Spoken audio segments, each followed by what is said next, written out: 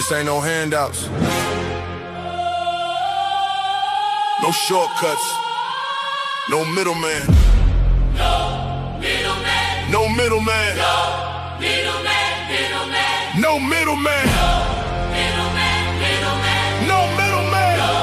Middleman. Middleman. Middleman. No middleman, I get it direct. Pressure talk, I don't deal in the flicks. Cut the line, I don't wait, I collect. If it's mine, I'ma claim my respect. No middleman, I move with intent. Boss moves only, every dollar was spent. No favors, no deals, no rent. Built from the ground, now the whole game bent. Started with a vision, had to cut the distractions. No handshake, just results and reactions. They was talking plays, I was making it happen. Turned losses to losses, then flipped it to passion. Disclaimer: this broadcast is intended for commentary, discussion, and entertainment purposes only. All topics and statements are based on publicly available information, including news reports, social media content, and third-party sources, which may include allegations or unverified claims.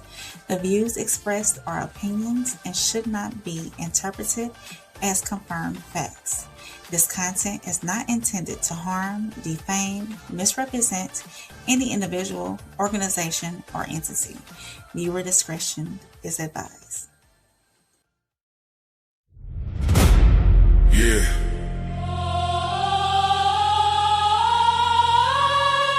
This ain't no handouts. No shortcuts. No middleman. No middleman. No middleman. No middleman. Middleman. No middleman. Middleman. Middleman. No middleman. Middleman. Middleman. Middleman. No middleman, I get it direct. Pressure talk, I don't deal in the flicks. Cut the line, I don't wait, I collect. If it's mine, I'ma claim my respect. No middleman, I move with intent. Boss moves only, every dollar was spent. No favors, no deals, no rent. Built from the ground, now the whole game bent.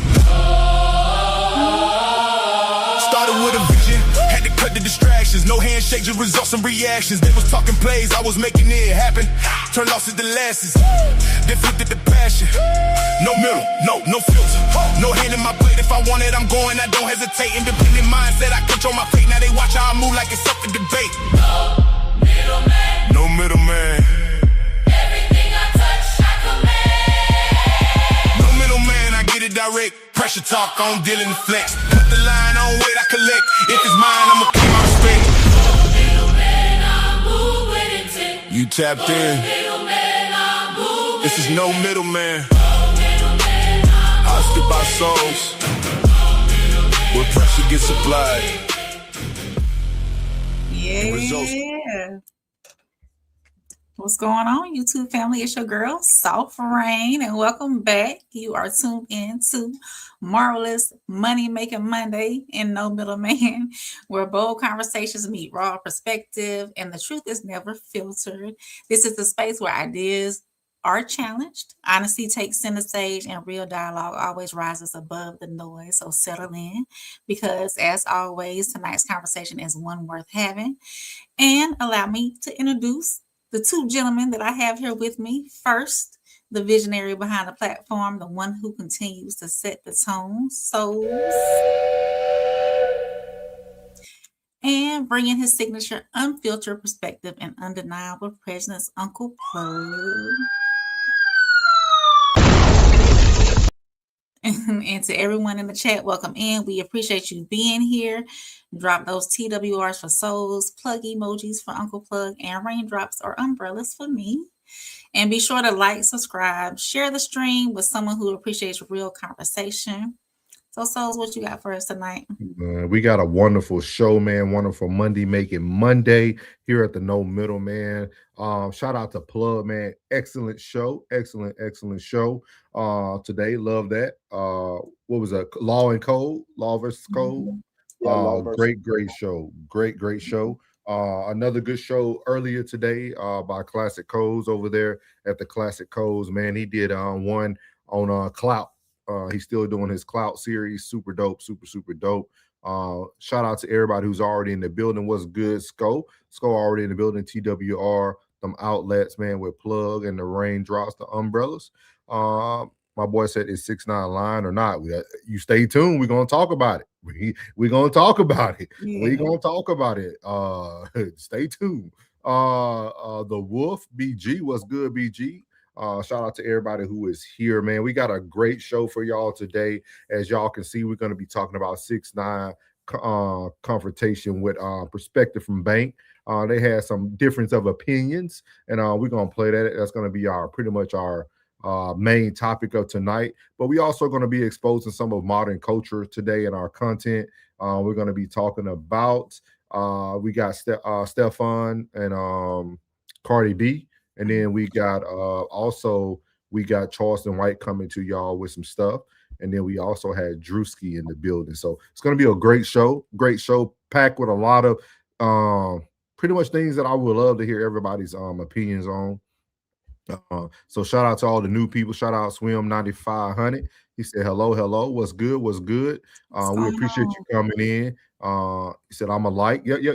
Go ahead and like and subscribe. Make sure you like and subscribe to the other channels as well. We got a conversation with Soft Rain, and then we also have our one and only Uncle Plug from Uncle Plug TV. So y'all make sure y'all hit that like button. The super chats are open. Super chats will get you to the front of the line for your comments to be read once they start coming in. So make sure y'all utilize all those tools that you have at hand. But that's enough of me rambling, man. We're going to be starting off our show tonight with the greatest news anchor in America, our first lady, none other than the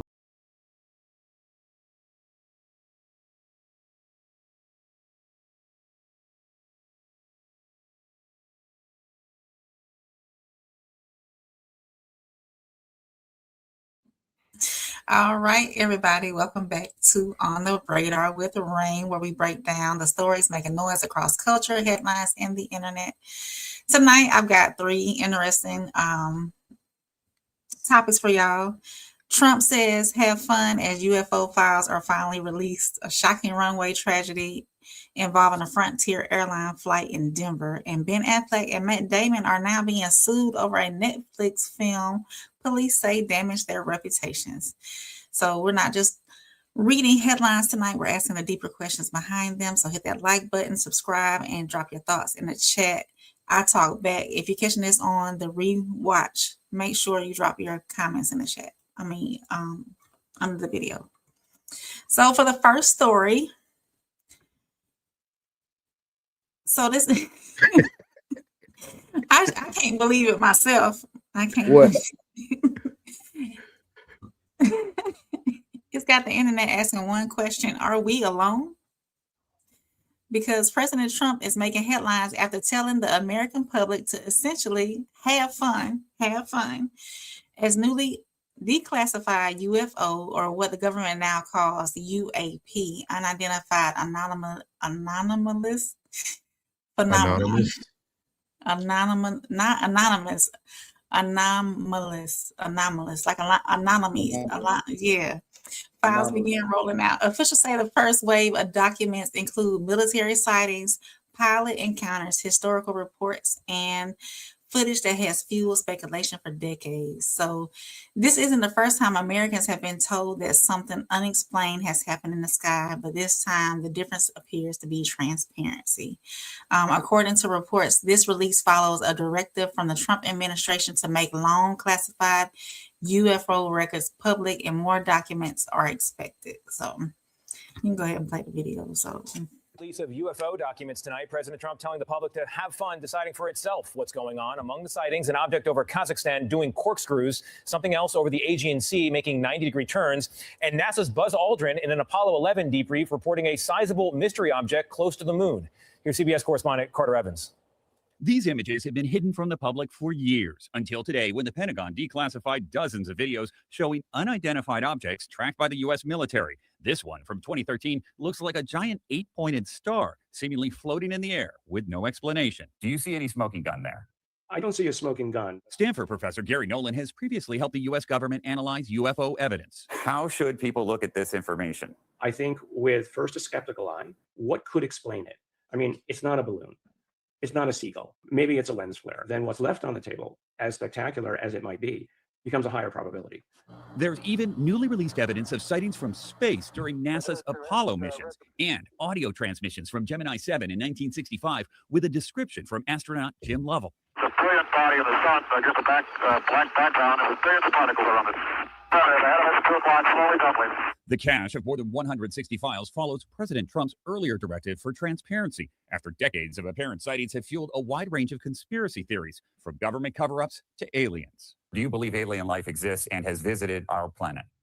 I believe that the evidence suggests that there's something more to be looked at and shouldn't be ignored. In this era of transparency, as the Trump administration says, do you think we are going to see more conclusive evidence? Whether it's more conclusive, I don't know, but we're going to see more evidence. We have not seen everything that is there. What y'all think? You think that this is like validation, or do you think that people believe the government has known way more than they've always admitted for decades? I think it's one of those things. I think it's all about your own intelligence level.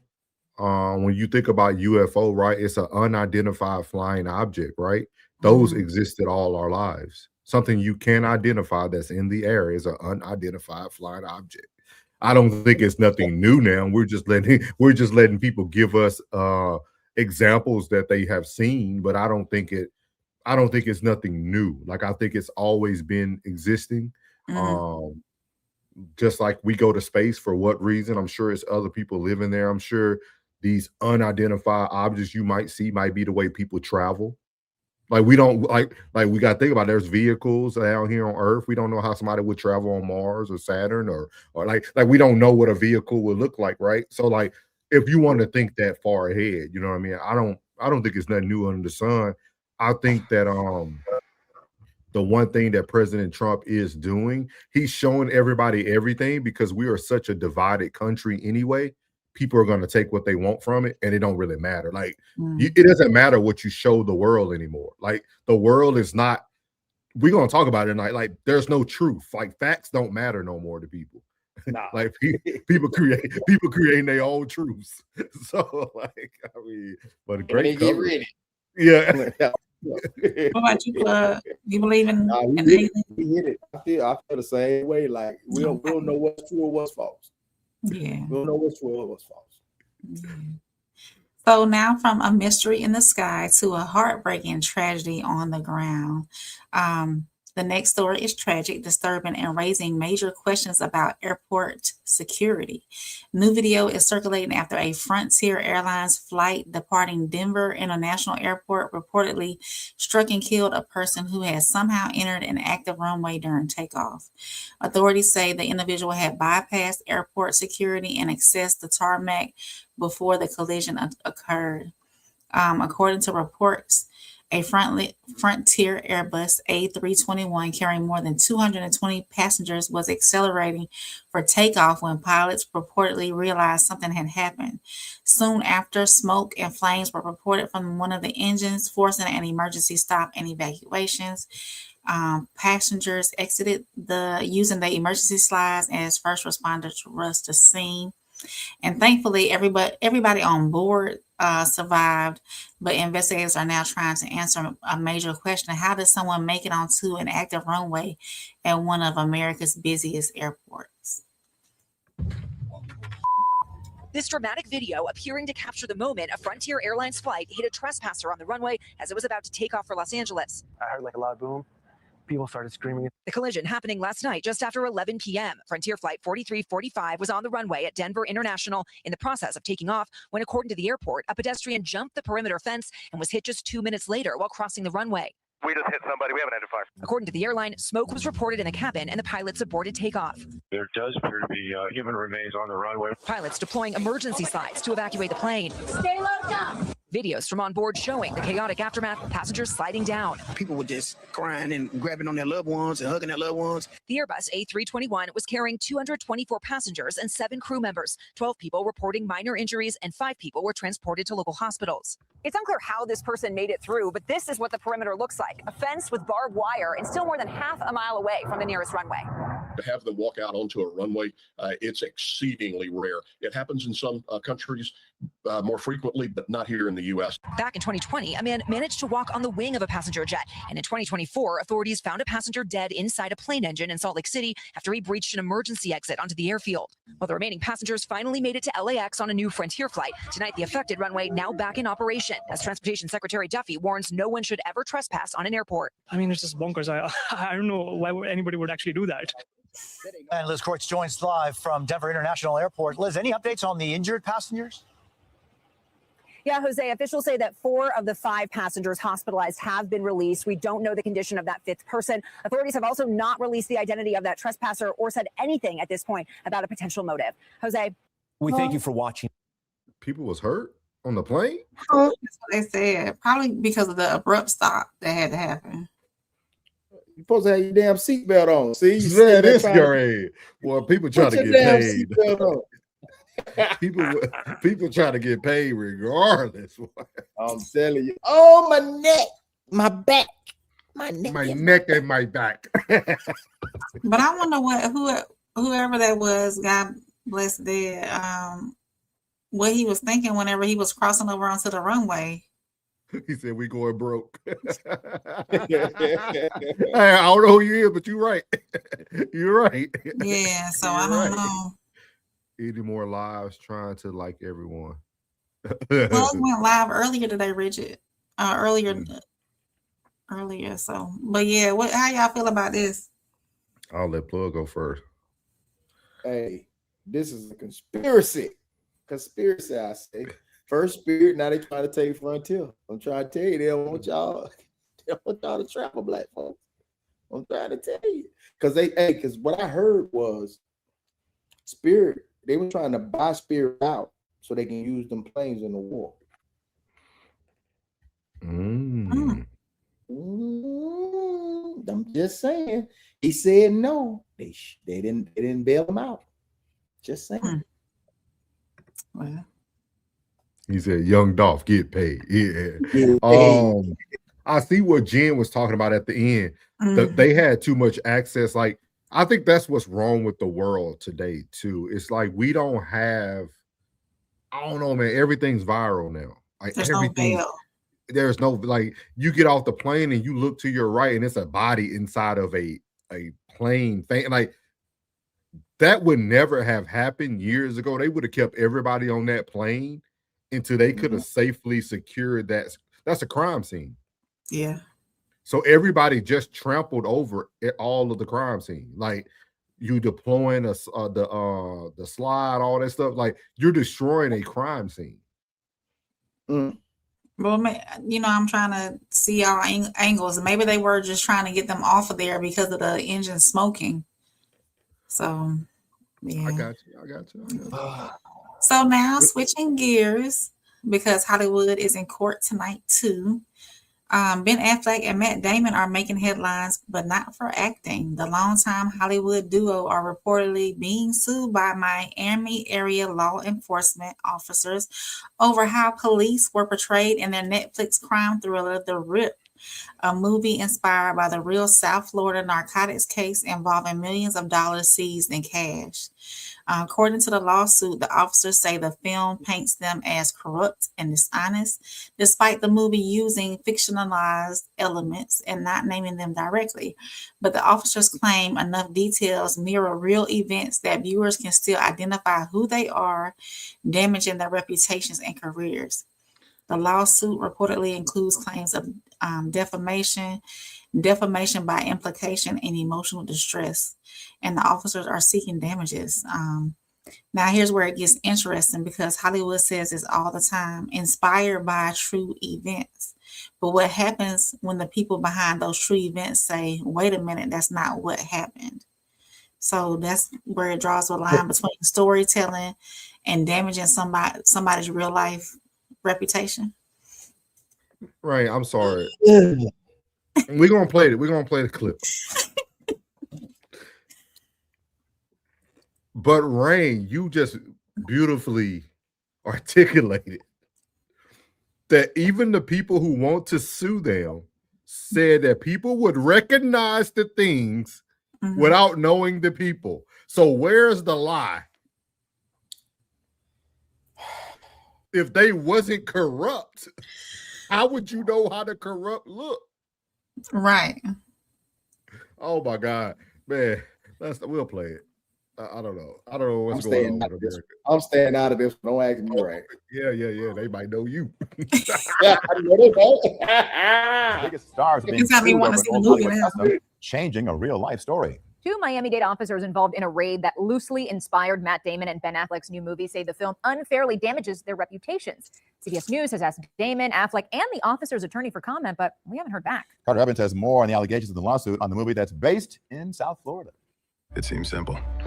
Seize the cash, count it, and turn it in. Inspired by a true story, Netflix's The Rip, starring Ben Affleck and Matt Damon, follows 2 Miami-Dade police officers as they discover more than $20 million of cartel cash during a drug raid and reveals corruption within the department. That's a $20 million rip. The real-life officers involved in that raid are now suing Damon and Affleck through their production company, alleging the film damaged their reputation through the movie's negative portrayal of law enforcement. Apart from the seizure, they say the other events in the film did not happen. What would you do with this? Just this. While the plaintiffs, Jason Smith and Jonathan Santana, are never named in the film, they claim their portrayal in the movie implies, quote, misconduct, poor judgment, and unethical behavior in connection with a real law enforcement operation, including an insinuation they pocketed money from seized funds. CBS News legal contributor Jessica Levinson. The defense ultimately has the stronger case here, in part because we tend to be very protective of the First Amendment, of people being able to say, I'm using true events, but I'm creating now a new piece of expression. I think this is a very difficult case for the police officers to prove. Carter Evans, CBS News, Los Angeles. Yeah. Yeah. All that plug go, man. This is crazy work. If you didn't say nothing, we wouldn't know nothing. Right. Hey, they said hit dog gonna holler. That's crazy work, dog. Like, you read it. I'm like, she's reading it exactly like, if y'all can figure out who it is, it's not a lie. Right. It's based off true events. So and some of the things could be altered in order to. So what are you? Their case is not going to be strong at all. And who gave y'all story away? Right. the headlines, the papers. They got to stand out. And if they did, then why you said something? It's crazy work. That's a great one. All those were good, Rain. All those were good today. Yeah. So, all right, y'all. Those are tonight's radar raindrops, from UFO files to unanswered questions to airport tragedy and Hollywood lawsuits. Let me know which story had you talking about it tonight. And as always, leave a comment. If you're catching this on the rewatch, make sure you subscribe, all that good stuff.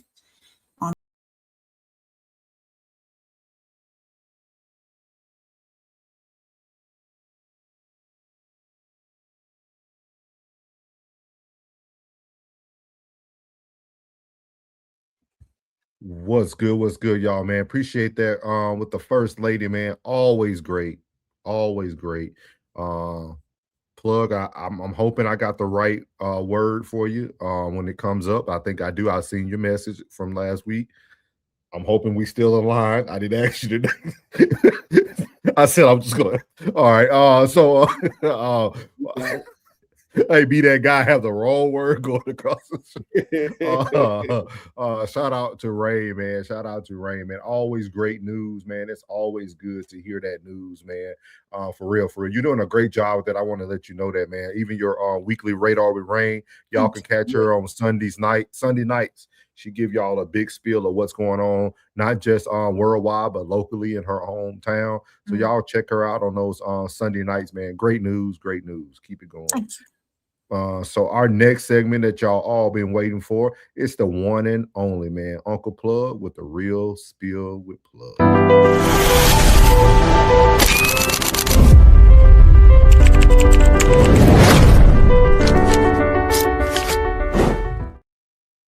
So you got it right. Today's word is cohesiveness. Cohesiveness is what happens when people stop thinking about themselves and start understanding the value of moving together.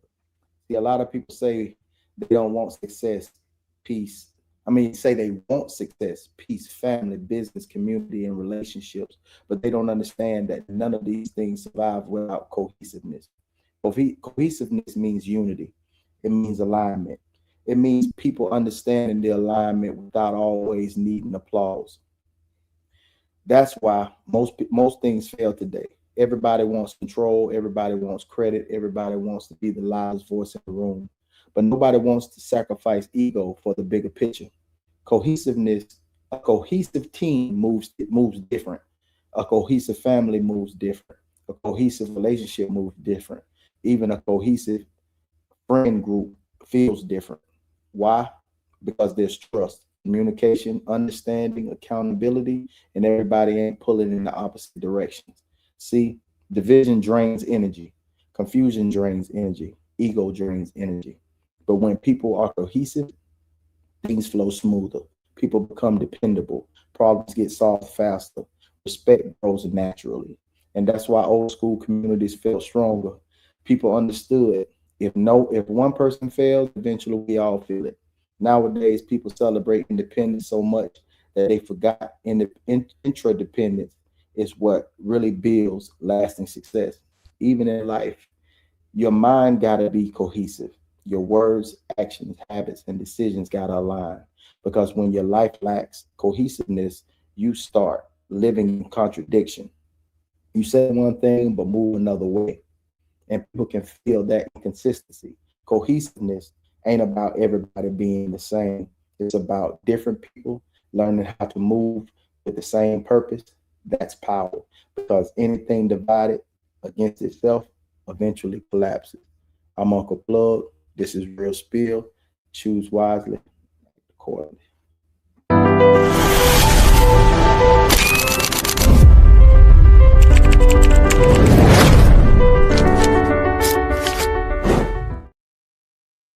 I like That's it, for man. all I like it. I like it. Cohesive. Big word, cohesiveness. There we go. Yeah. So yeah, appreciate y'all, man. Got BG, Rigid. Y'all all got the wrenches. Go. Y'all just do your thing. Couple y'all get on the vertical because once we get into this conversation tonight, I already know how it's gonna go. Just get into those rightful places. Appreciate you. So yeah, cohesiveness, man.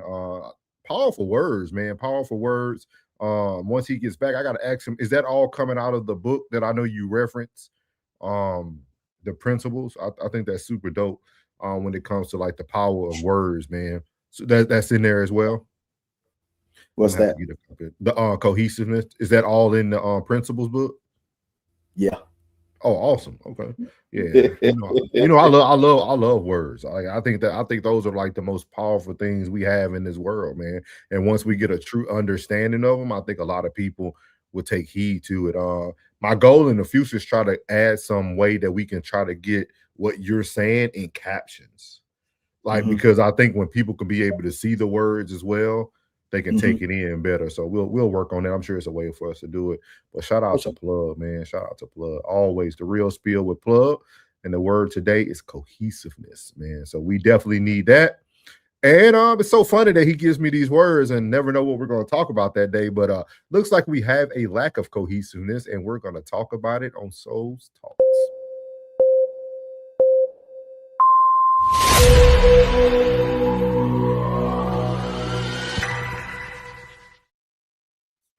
Yep. Y'all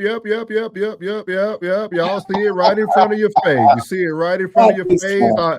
I wish everybody was here. We got to get some more people in here eventually. But Souls Talk, it sounds good. That's what we're going to talk about tonight. Everything sounds very, very good on social media. It sounds good on these platforms. I've been part of panels where guys were saying that, man, if this happens, I'm gonna do this. Well, a lot of this stuff is F around and found out. And nobody has found out yet. So right here we have Chud the Builder. This white man has been going viral for weeks now in Nashville, Tennessee. I know a lot of y'all are going to say, well, it's Nashville. Well, Nashville is one of the leading tourist locations. That means there's a Negro from every state right now in Nashville, Tennessee, touring Nashville. This white man has been going around calling all black people to their face the N-word. And there has been no fight.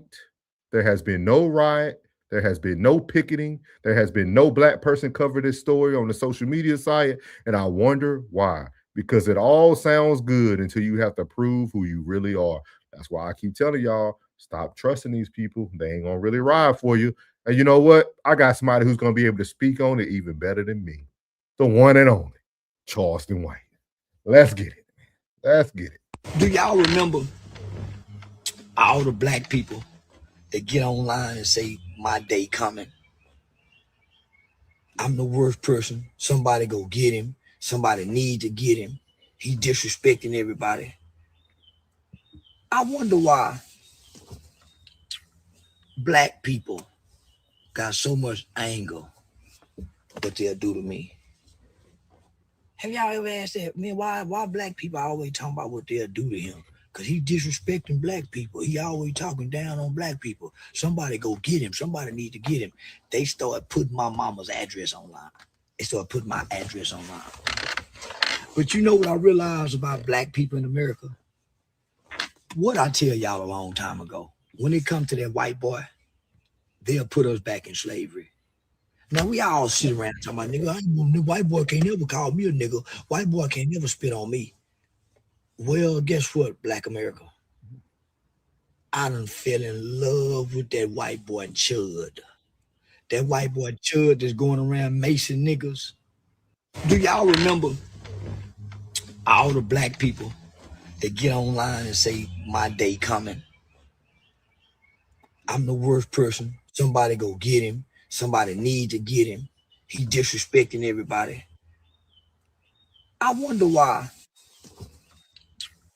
black people got so much anger what they'll do to me. Have y'all ever asked that? Man, why black people always talking about what they'll do to him? Because he disrespecting black people. He always talking down on black people. Somebody go get him. Somebody need to get him. They started putting my mama's address online. They started putting my address online. But you know what I realized about black people in America? What I tell y'all a long time ago, when it comes to that white boy, they'll put us back in slavery. There you have it, man. Shout out to Classic, shout out to Plug. They've been speaking about the law, the morals, the code, the clout.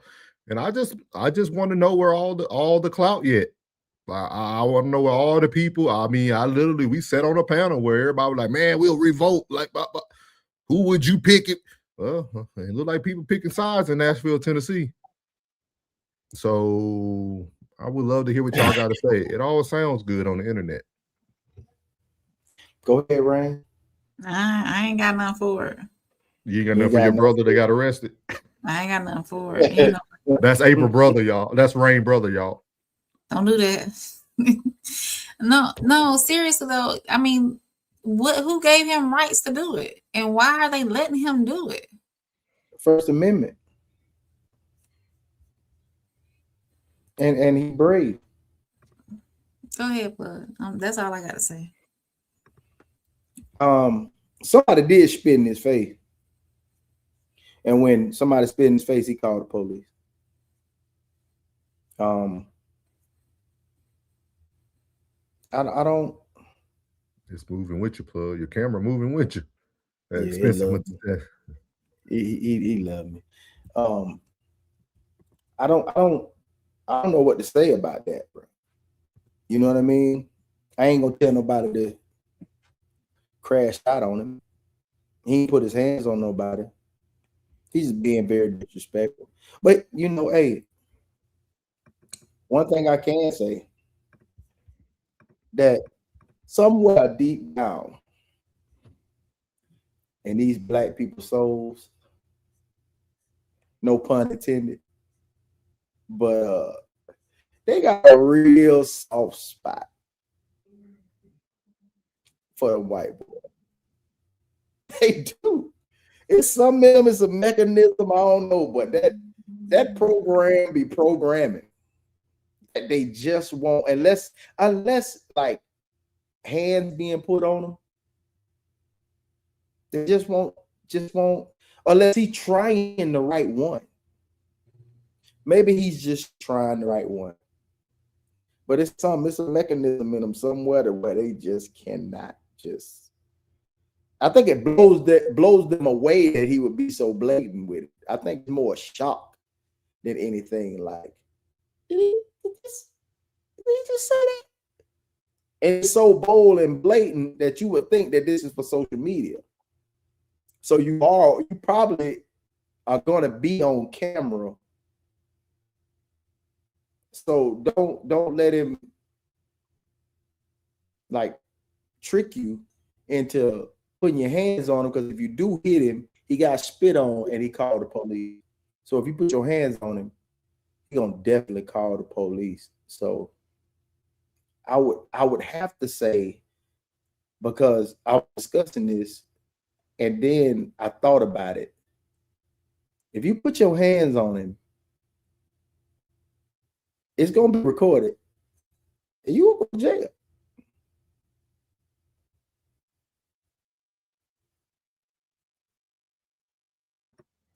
All right. Before that, I wanted to pull up that Ecclesiastes 7:7. Shout out to Rigid. It says, surely oppression maketh a wise man mad, and a gift destroyeth the heart. So for those who are Bible scholars, you should be able to understand what that means there. Great scripture right there, Rigid. Great word, great word. We're gonna hear what's up Into Deep. Shout out Into Deep, he in the building. BG said, my first time hearing about Chud. Chud is going around people with something to lose or crash dummies. Good question. Good eye. By the way, that is not the full video. I agree. Listen. Yeah. We can't play the whole video. I've seen the whole video. He talked about everybody. He even talked about 6ix9ine on that video. I just didn't want to get into all that. We're just keeping it for the topic. Appreciate you. BG said, it's consequences to standing on business, right or wrong. Got to choose when you're ready to walk that walk. Thank you, BG. He said, I ain't trolling. I'm just giving out content. This is content. This is literally what's going on in America. He's igniting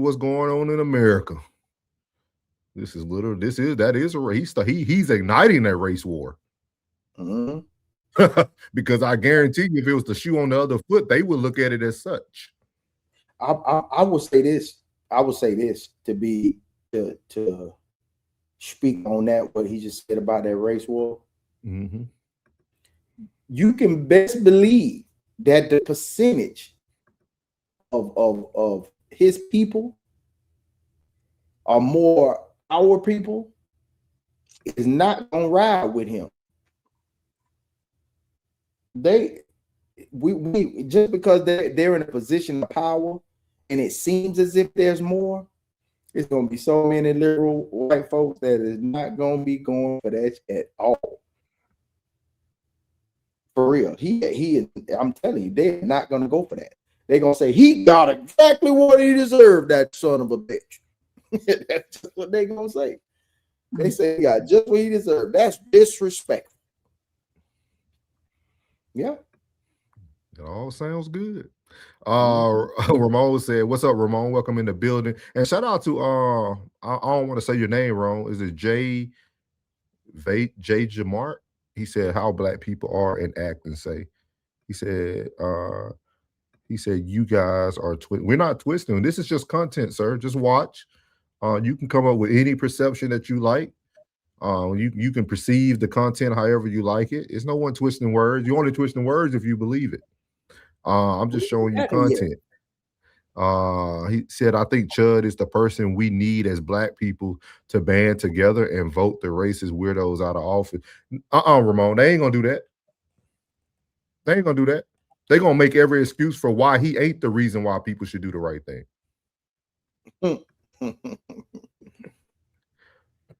He said Trump let him know with the ride at the White House race war is okay. He pardoned all those felons. BG coming in hot. Class said we got switches. Tell this. We'll pull up the inner city of Chicago. Pull up the inner city of Chicago. He in the right city. But see, that's the issue though. I knew y'all was gonna warm up to this. I knew y'all was gonna fall into the hands of Souls Talk tonight. Everybody needs somebody to be in the right place at the right time to do something. What did the police go look for him? That's how they act. That's how people be acting. I ain't talking about I ain't talking about like the men and none of that. I'm talking about like in life. We hear so many black people on podcasts, grits and eggs, all that. These people spit so much rhetoric about what they'll do, man. You got it. Go get him. He done doxed himself and everything. He done doxed himself and everything. He in Nashville, Tennessee. Yeah, he was showing everybody. He was live when he was doing all this. Like, that's what I'm saying. Like, everybody, he don't need to go to no inner city. He in the city. He in the city acting a fool, doing what he want. And he did it to black people. So either you for it or you not for it, if you that person. That's my opinion about it. Like, the videos, he's literally at clubs and everything, talking to black bouncers and everything. You N-word, blah, blah, blah. Like, he's literally calling y'all this. Like, either you're about it or you not. That's why I don't even go to, I don't preach that blackity black stuff. Like, either you about it or you about it. But he on live though. It don't matter, plug. We shoot each other on live. Yeah, them boy dumb too. No, I'm like it's weird to me that we got all these thought processes that go through our head because the man white, but we literally record everything we do to each other. They go look up the Memphis video where the dude had pulled out the gun and pistol whipping a girl. These dudes beating up on women. But y'all won't go a couple hours up the street and go take care of somebody who deserve it. I don't get it. I don't get it. So true, so true. My pastor at James A. McManus would say, if the shoe don't fit, don't wear it. He said they are not going to do that. I know. That's why we covering it. Ain't nothing gonna happen. He said, if I was white, they'll call me a nigger lover. It's so many people just watching secretly proud. Rigid funny. That's true though. That's true. He said, the disclaimer was played. Oh, classic. He keeping the conversation going. Yeah, the disclaimer was played. He said, nobody with something to lose is going to crash out on a random and clearly over antagonist. Anybody with sense will walk away. Okay. He said, yeah, but so you can't use souls because souls been told y'all I ain't crashing out for y'all niggas. I never been on that record. Y'all ain't never heard me say that. So this is not for me. This conversation does not include souls. Now, this conversation is for everybody who think they're gonna go to war, who want to protect the name of Malcolm X and Martin Luther King, and like this ain't for me. I retired my hands a long time ago. Once I started seeing a certain amount of money, I retired my hands a long time ago. I've been had something to lose a long time ago. Yeah. I got 2 kids I got to take care of. I've been had something to lose at 18 years old. I was a daddy. I had something to lose. My life changed earlier than the rest of these people. That's why I said it sounds good. It's a tough one though. I can't lie. It's a tough one. He said this hurt what I'm going to say, but it proved his point. If it hurt him, they go to jail. Yeah. Fight. He said fight, flight, or freeze. They freeze up souls when consequences really come into play. Hey, BG, I'm just here to cover the news. That's all I'm here to do. That's all I'm here to do. I'm here to cover the news. That's it. What's good, my Toby? Yeah, somebody go ahead and get him on out of there. Has anybody on the panel ever had an incident in a public racist? I can't say I have. It was private. It was private. Me and it was Louisiana State Trooper. Yes, it. Classic. You got classic. This conversation is not for you. Classic left it. Classic, you ruined it. You ruined it, sir. You ruined it right now. It's not for you, Classic. It's not for you.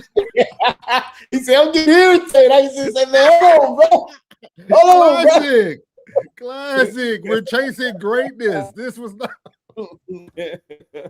Yo, man, we just did the clout. We can rebrand later.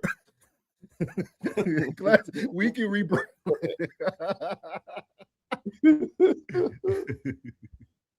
Bye, Kadari. Okay. Bye. Rain Appreciate you got him on coming. the hook, boy. Rain got him on the hook. And you know, all them black men flirting with her too. That's why they ain't got no pictures. They don't want you to know. They don't want Chud to know they flirting with you. Let it be honest crime based on something. What I'm saying, black versus black, then Hispanic or Mexican versus Hispanic or Mexican white. Yeah, I see what you're saying. Oh yeah, definitely hear what you're saying. Definitely hear what you're saying, man. Definitely. It's a great topic. I would love to hear you guys. As Rain would say, if you're watching this on the replay, I would love to hear what you guys have to say. He said, "Nah, bro, because I really put my life on the line with this." In front of, I remember you told that story when you first. I don't think a lot of people heard that story, Classic. They need to go back and watch your that Classic talked about that early on. I remember that story. He said Chud can't have Rain. Hey, No. Ramon, they all got a price. No.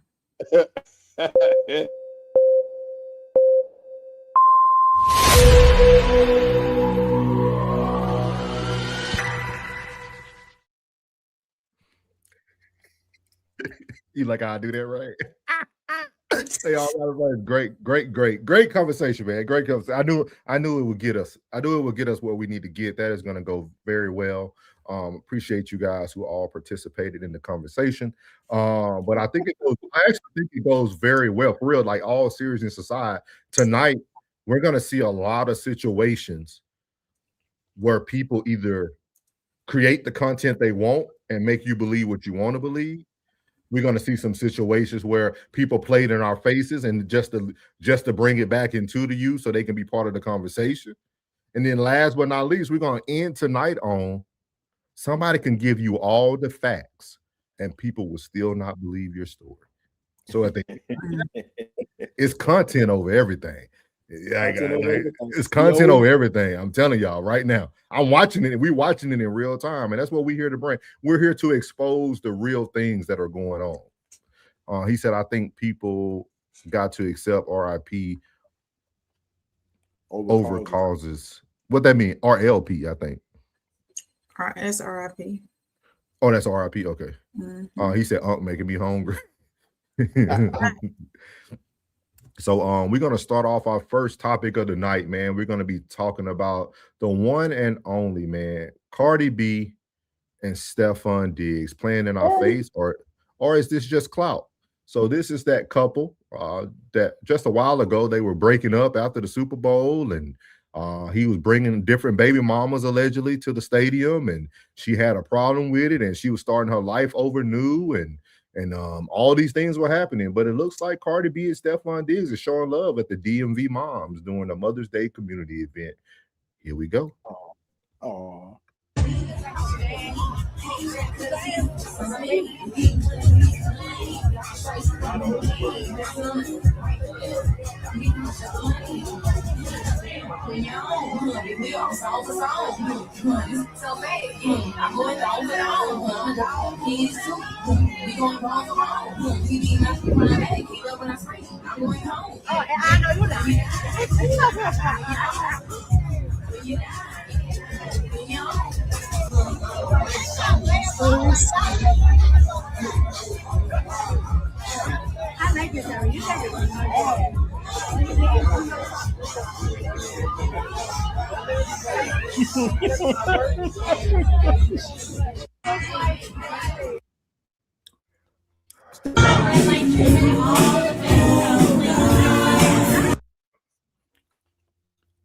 Yeah, we done with that copyright foolishness too. Yeah. That's Cardi B and Stefon Diggs. Get tired of having to edit it at the end. Yeah. She hugging Mama Diggs right there. Yeah, Mama Diggs. She hugged Mama Diggs, you know. Mama Diggs said Mama Diggs and Mama Cardi actually get along very well. Look at she whispering like, yeah, girl, we went viral, girl. How much you made off of that, girl? Yeah, girl, we went viral. All about the clout. Yeah. I can't believe they fell for it. She's saying they fell for Cardi. it. Yeah. Cardi. But she said, good luck. Look at that. Yeah. Well, yeah. All right. So that's Stefon Diggs and Cardi B. They back out in the town, doing their thing, doing their thug thizzle. What's y'all thoughts about this? Do y'all feel like Cardi B and Stefon and them thug thizzles? You know what I mean? You know what I mean? What do y'all think about this type of action, right? Because we're speaking about this for those who are watching. We're speaking more from content creator space, right? We have started to really indulge ourselves on these platforms. We really start talking about topics and people get very invested. We might see Clay and Megan together next week. You just never know how things are going to go. So what is y'all thoughts about this? In Too Deep, everybody cares. I'm gonna just say if that was me and that was my dog, I'd be like, my dog a player. I see you, boy. I see you, boy. Hey, they can't see him, bro. I'm trying to tell you, if it's a publicity stunt, it worked well. I just see how many people. But was there an outrage for this one like it was for Megan? Not really against the woman. It was more on Stefon. People kind of talked about it for a couple weeks or so, but like I always wonder. They seen Meg kind of show a kind of a domesticated situation. Cardi tell you, I don't cook, I don't clean. Shout out to So Real Media, man. We'll definitely make sure we give you a follow, man. Make sure you subscribe to our channel tonight. We'll be talking about a few topics. Hopefully you can stay in and give us your opinion. Sorry to jump on you like that. Sugar? What's up, sugar?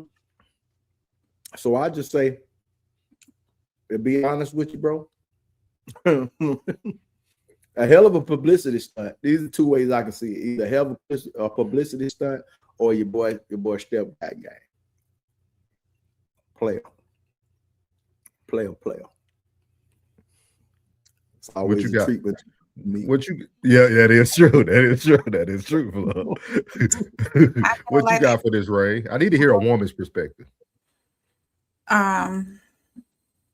Cardi, I feel like she playing in our faces for real.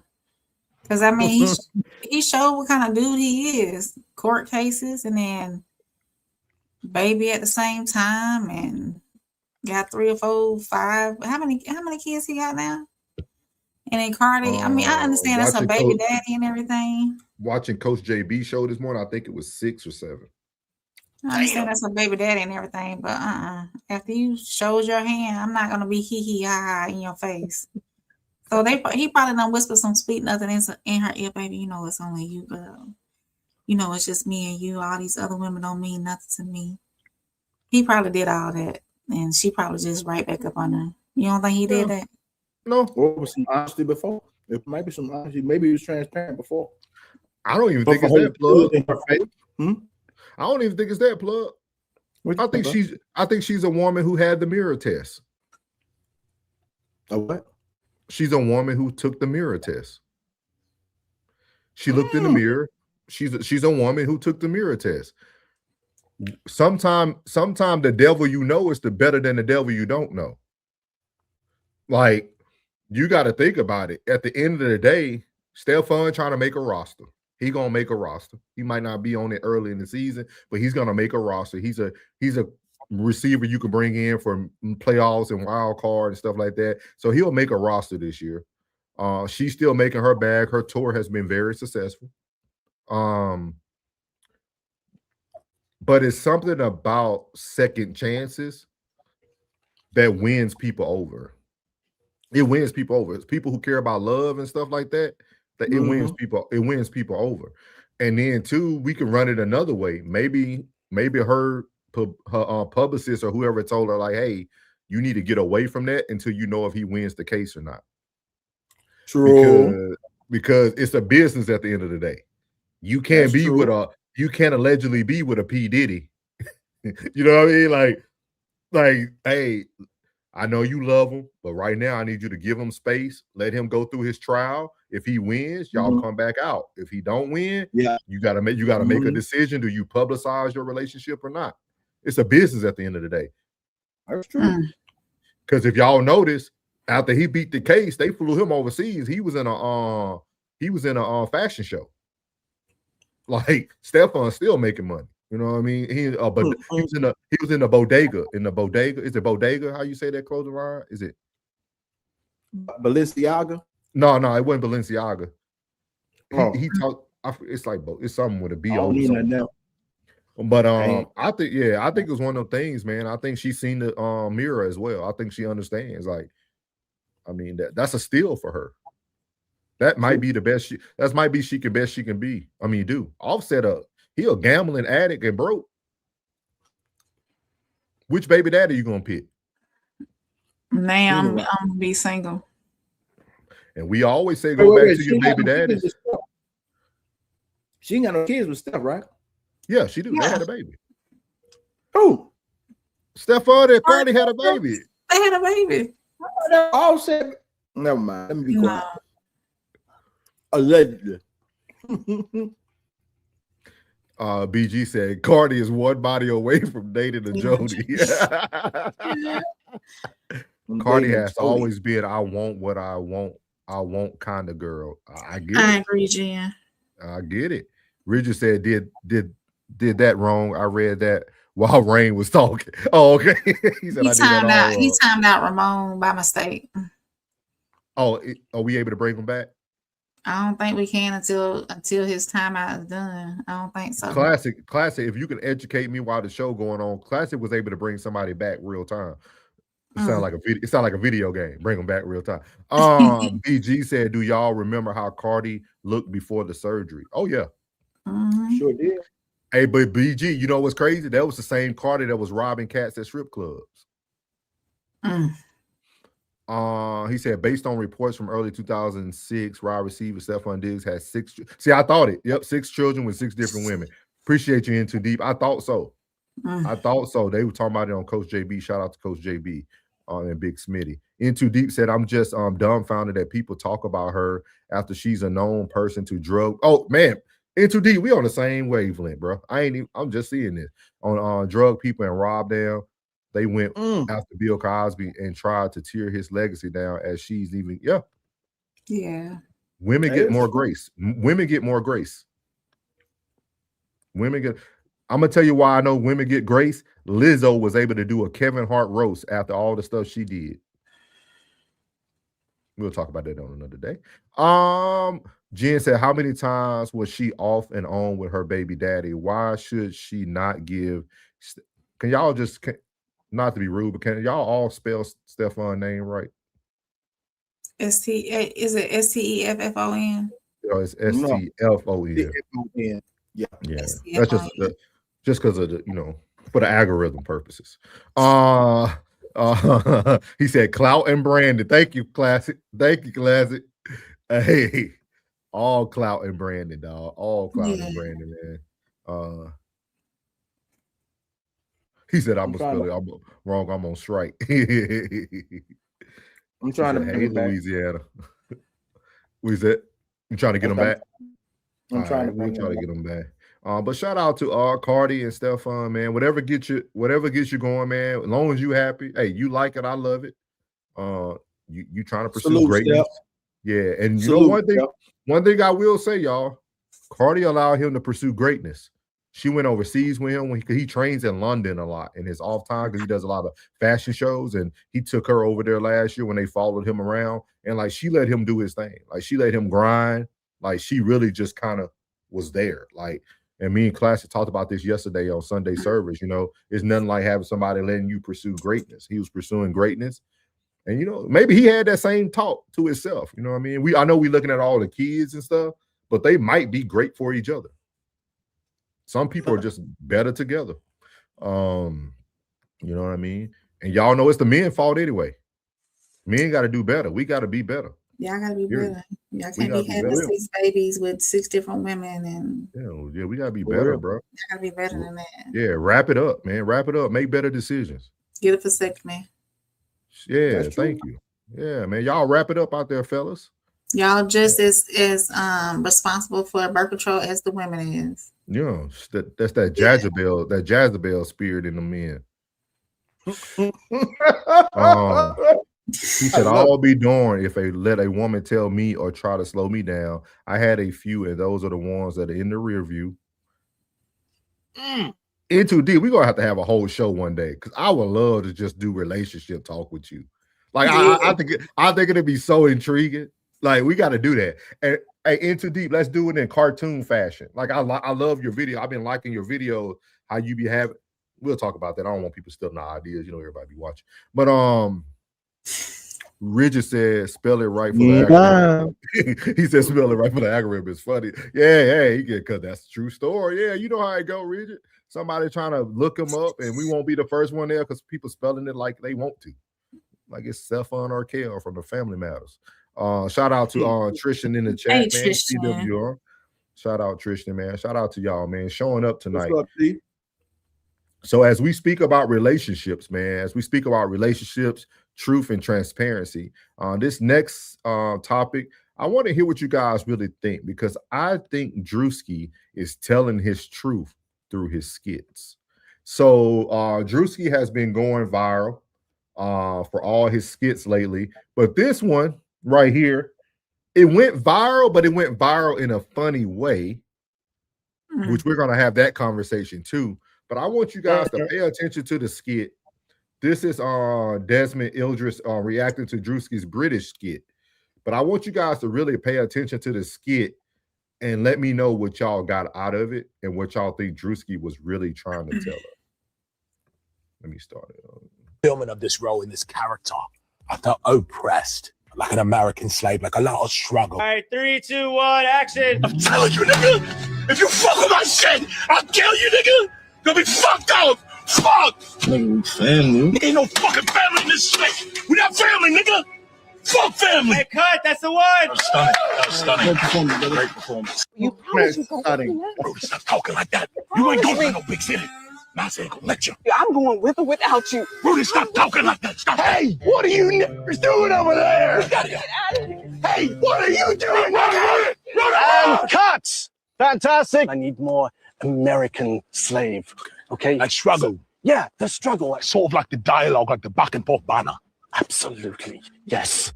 See, this role was sort of a bit cheeky. I got a little bit out of my comfort zone, you know.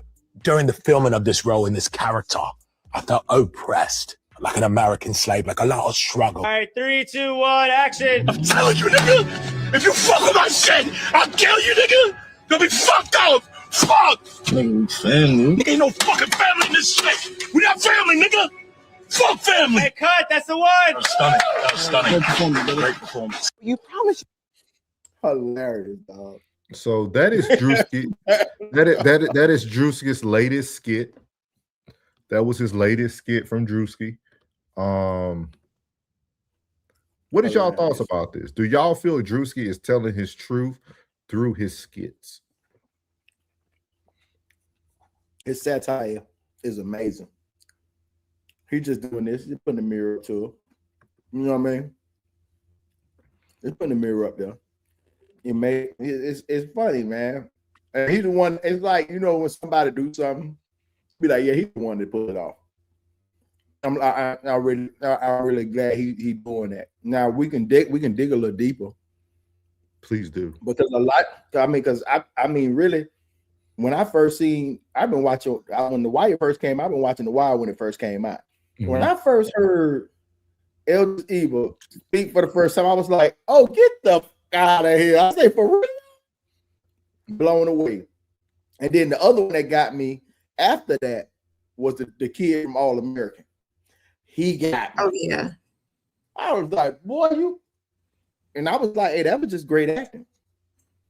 That was just great acting. But you know, I didn't think that deep until I watched Fawcett Media and he explained things. You know, how he said it went from the actors to the athletes. The actors to the rappers, and then the rappers to now the British. And he said it's like they trying to wash out all the original black athletes. He's like, can you really like get somebody from that area to actually play that role? You're gonna get somebody from across the pond to bring him in. So it's true. It's possibly true, but he been hitting everybody in the mouth lately. He been hitting everybody from Erica Kirk to the preachers. That preacher one was funny too. Both of them they were equally funny. For real. I like him. What you got, Ray? What Plug said, really, you know, they trying to, I guess, not use American actors so much and then use British actors. I'm sort of kind of lost. You're lost? Yeah. Okay. So Down the street, around the corner, and lost. no, it stood out to me because like I look deep into stuff. I'm never watching stuff for entertainment value. That's just not what only thing I do that for is sports. Outside of that, like, yeah, because I think we're living in a world where if you don't explore, I won't say expose, if you don't explore the possible truths, you can be blindsided in the future. And I feel that's why we, not speaking about Rain, that's why we as a culture sometimes are 10 steps behind the movement that is happening. And then we feel like we need DEI or we need all these things to get ahead. But it's really not that. It's that everybody was putting everything in front of your face, and everything you thought was funny, you didn't want to look into it. You wanted to live in the moment of laughter. We live in a life where everybody wants a dopamine hit. Like everybody wants that laughter, that like, dog, what he just did there, it's really no different than his white face. He just put on a blacker face. like it's no difference. It's no difference between what he did with Erica last month to this. He's literally portraying British black people who are coming over here, taking your jobs, doing it better than you.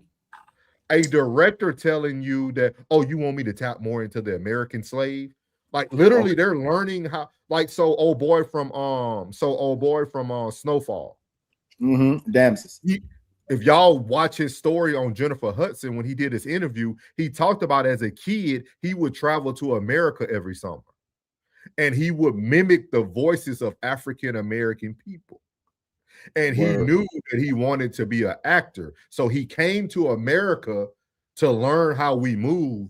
So as he started his acting career, he could turn it on and turn it off. But also, if you pay attention to a lot of these guys, they don't live here in America when they're not shooting films. They go back home. Because they know what's up. And like, I'm not trying to I just want people to be more present when you're taking in content. And so like, I laughed the first time I said, boy, this boy's stupid. Like he's super stupid. But a few more times, and I was like, is this Druski trying to educate his own people in his manner? Sometimes we miss that too. Some people are trying to educate you through their talent. Like we don't think about that sometimes. Like we take everything for face value. It's just like Plug, right? Plug's a barber. But when Plug's talking to a person, he's influencing them. His talent is what brought them into the conversation. But his conversation is what changes the nation. You see what I mean? Like, that's what, to me, Druski is doing. Druski wanted to point out everything he felt Erica was doing wrong.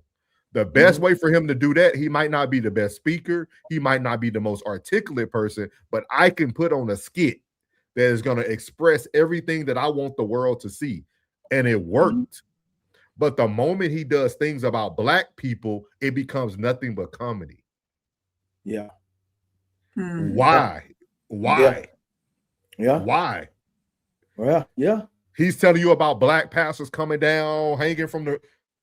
So why aren't we now trying to hold our pastors more accountable? We just laughed it down. We just but the craziest thing, it wasn't the skits that got me behind what he be on. It's the show. Like if you watch that Could Have Been Records and that Could Have Been Love, bro, you got to see what he's doing. He like, yeah, they can go inside right here. You ain't getting no money. You know what I'm saying? And these folks be really putting this, they be tattooing this on their body. They really be like serious finna die about this chain, really telling this man about something fictitious that I'm really die about this. Oh, he got this one chick who been taking basketball players and rappers up through there, and he's actually pulling her lip, telling her on a private flight, "I'm not gonna F you," and was pulling her lips, made her look like a complete imbecile. He made that girl like say, "This is the like." He really saying like, "Is this the chick that been taking y'all through there for y'all money? Look what I'm doing to her on my show," and she begging for it. And she actually begging for it, and I ain't even touch her. It's just crazy to me, man. It's just crazy. I would love for people to really like pay attention. I think he's trying to be he's trying to sound the alarm, but in Druski's way. Yeah. Like, you know what I mean? Like, and the way he's able to do it, it doesn't offend really anybody. You see what I mean? Like, oh boy, took it as a joke, right? Man, that boy funny. Like, but he's really trying to tell, hey, you might want to go get that next gangster role because if you don't, he's going to go get it. Yeah. Like we need to really pay attention to that. People use their talents to sometimes get into what we need life to look like. That's kind of what we're doing, right? That's why I like creating content.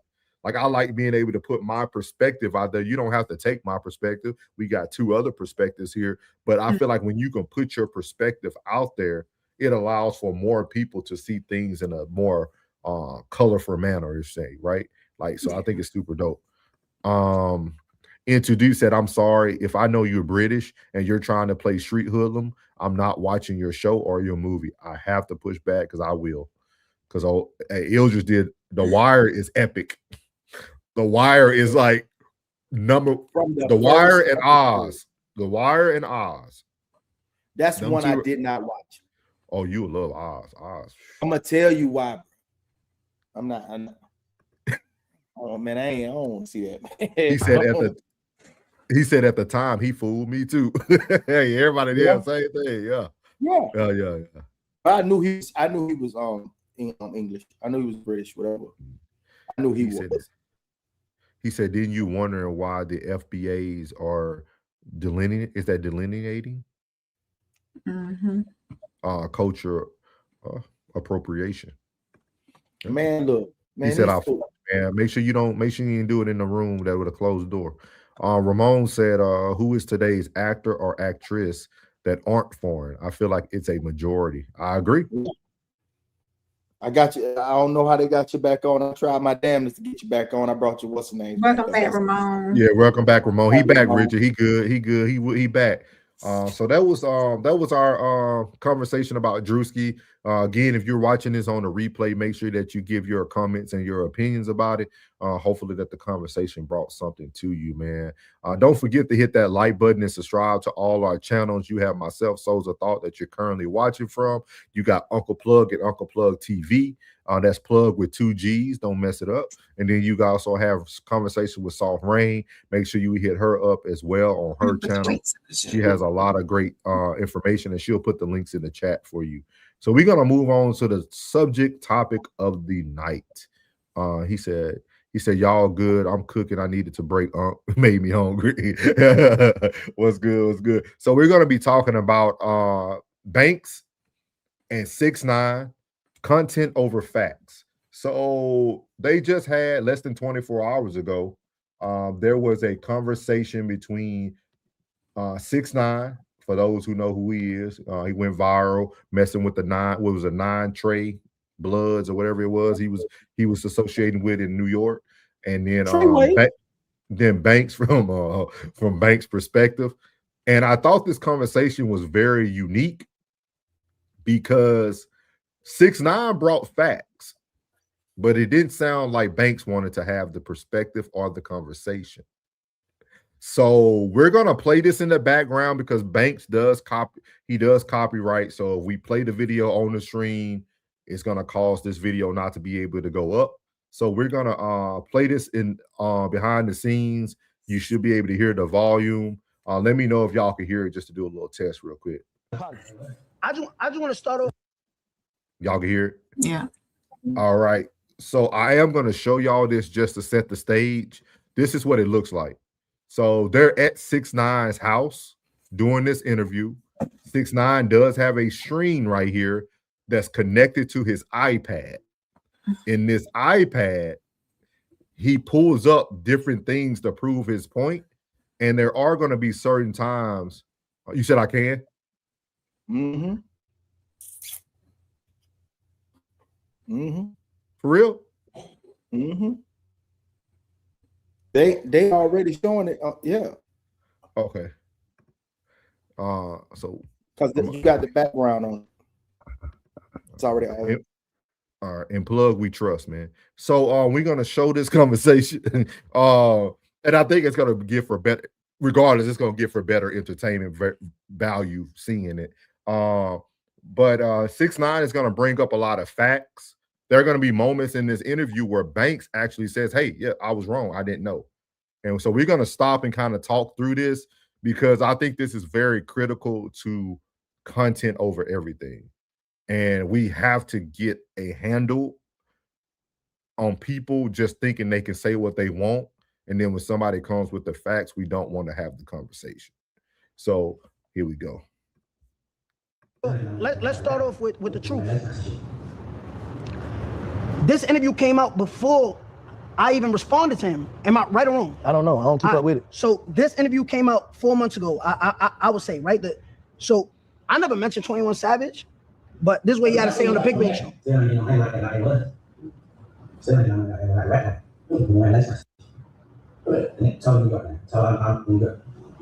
Oh, he said he internet took his shit down. I think he just stopped. No, because he can't go. They don't ask you, what you mean? You just stopped. Look at all the issues right now that you doing. Now watch this. He said, "Oh, the wearing lace fronts, the Mexican, right? I'm the Mexican. I'm with the lace front." He said, "Ain't no more gas in the car." Which car? This car? Ain't no gas in this car. Ain't no more money like that. Yo, Bank, you in my crib right now. This is my house. Getting money where? Ain't no more money. And I see you said, "Oh, I think he just stopped." Yeah, I just stopped because it's so much facade in this game, bro. Like we gotta. Do you feel like you add anything to that though? To the facade that's in the game? No, because first of all, you got a person over here talking about, he's the facade. They're not even from here. That don't mean shit. Oh, it don't mean shit. That don't mean shit. So he didn't grow up here. Yes, he did. No, he didn't. Yes, he did. So when did he come here? As a kid, a real kid. As a kid? Like 9 years old. That's All right, so how is 21 Savage in the United States right now? What do you mean? How's he here? I don't know. What do you mean? How is he in the United States not being here? How? How you here? Where you from? I was born in New York City. Where your people from? So your people still here though? Yeah, my people here. All right, where they from? I was born here. I'm saying where your people were that We're talking about one born 21 here. Savage. Okay. Well, what's your point? He's not from here. He's the facade. That don't make you no facade because you're not from America. All right, so watch this, right? Let's just go to the facts, right? Let's just go to the facts. But what's this gonna prove though? Like what's this gonna prove? That's what I'm saying. Like what is this gonna prove though? What you saying? I'm gonna show you, right? So let's zoom this in right here, and this for your people to see, right? Does 21 Savage have a U visa? How is he in the United States right now, right? 21 Savage is here off a U visa. You know what's a U visa? This is the definition of a U visa. As of October 2023, 21 Savage, Shia bin Abraham Joseph, is a lawful permanent resident of the United States, successfully resolving his long-standing immigration saga. While he reportedly filed for a U visa, what the fuck is a U visa? While he reportedly filed for a U visa in 2017, following a 2013 shooting incident. His legal status was ultimately adjusted to permanent resident after years of deportation proceedings. What is a U visa? Let's see what a U visa is. Bro, No. Hold on. Yeah. No, let's just see what a U visa is. What is a U visa? A U visa is a U.S. immigration benefit for non-citizen victims. Key word. victims. See, man, Hold on, bro, let me finish. calm down, bro. Hold on. Immigration for a non-citizen victim of a certain crimes who have suffered substantial mental or physical abuse and are helpful to law enforcement in investigation or prosecution of that criminal activity. This is a fact, though. But what they got to do with anything, though? I'm saying, what are you saying? What's the point, though? What's the point you should make it? You saying he was a victim? I mean, a lot of people be victims. No, if you get shot, that's a victim. Okay.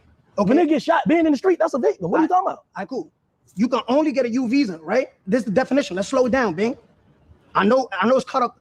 Sometimes the truth is just too much. Bro, what I'm saying, they said a U visa benefits from non-citizen victims who have suffered from certain crimes. Okay, basically, no, right? but don't finish there.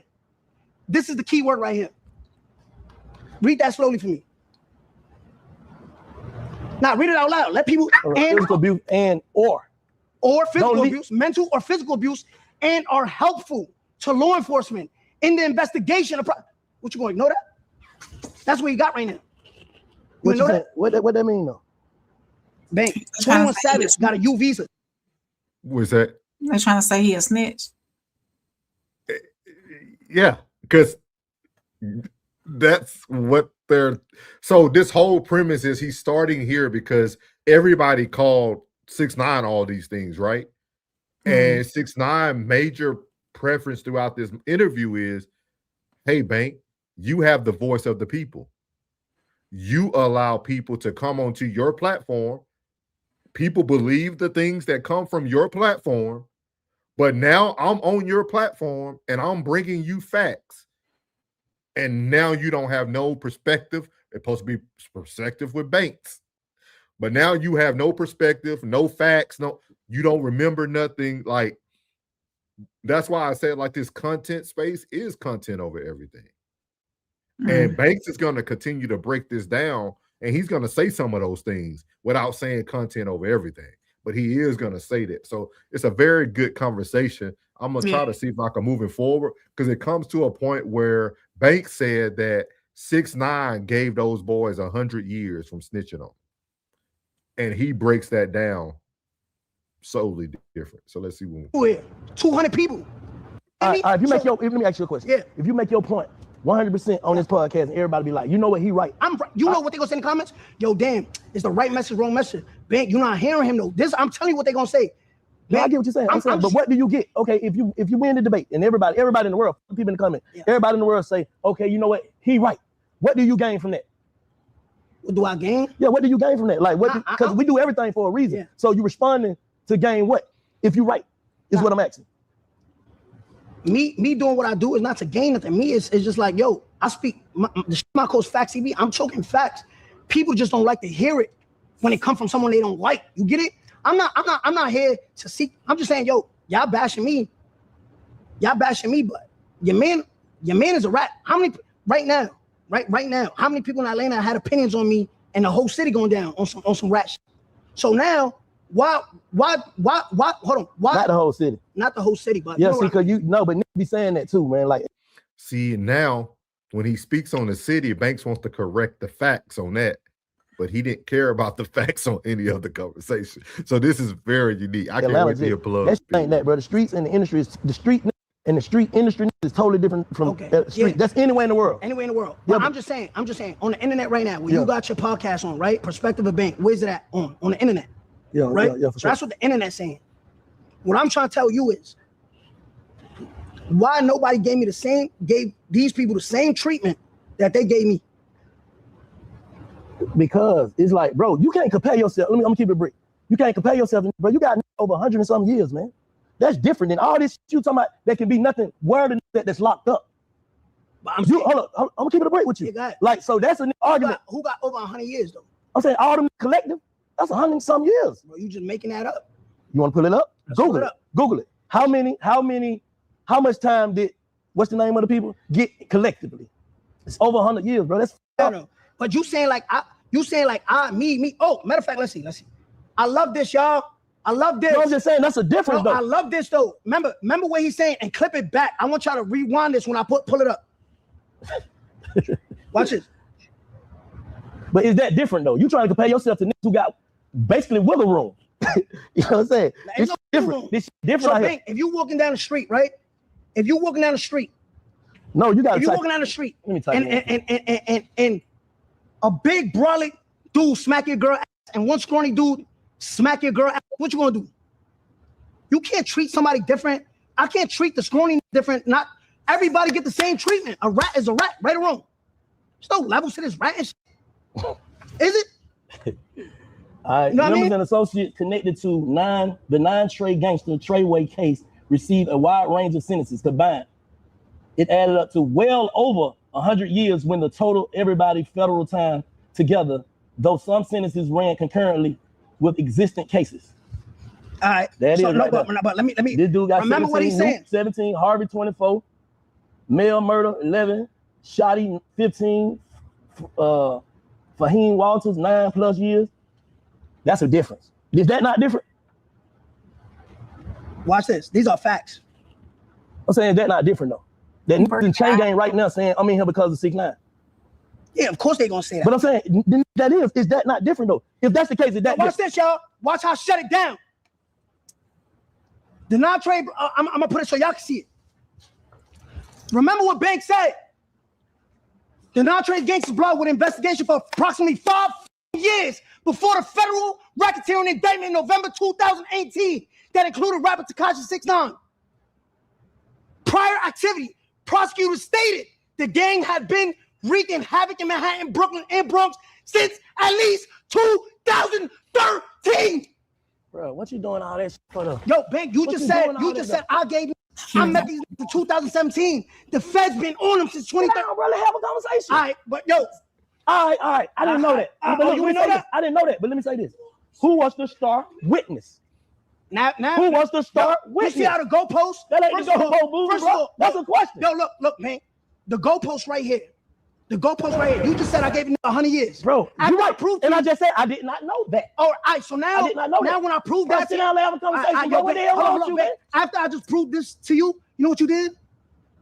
So you didn't know that. The goalpost asked another question, man. Bang. I asked another question. Instead of moving to the next question, then say, damn, 6. Damn, you just opened my eyes, bro. But I did say that. I said I didn't know that. So instead of the next question, let's just talk about like, damn, bro, I didn't know that. No, I'm just saying. I'm telling you how it's putting you in a different category of a nigga that. But I'm just telling you. Can we talk about this and then move? All right, go ahead. Right. So, you ever did Fed time? Never. You got friends that did Fed time? Yes. You got people in the streets? Yes. When the Feds, prosecutors, that's United States Attorney. When the United States Attorney been investigating you since 2013, there's an open investigation, right? Right? I'm making this up? No. That's right there. That's right there. That's up there. Yeah. So when they met me, I just came in. I walked into an investigation. If 6ix9ine never met non-Trey, was they still going down? Mel murder. I can't say that. Why you can't say that? Because I don't know. We can't. We speaking facts. Let's look it up. We can't take our opinion. Let's look it up. We can't say our opinion if they was gonna go to jail or not. We can't say because we could have got caught and everybody stayed silent. Then what? So I'm just asking a question. So we can't say which. I was the only person on that. Oh no, I don't know the case. I told you that when I got here. I don't even know the case. So now let me put you on. So Jamel. So I was the only person on that stand, or they had drivers, other informants. CIs. I don't know, bro. You're the most famous one. All right, so that's all I'm trying to tell you. You're the most famous one. So let the most famous one break it down. Go ahead.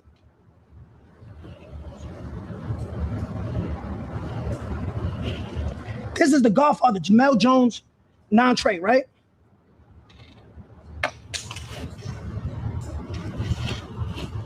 So I'm glad I opened your eyes because now you can see this.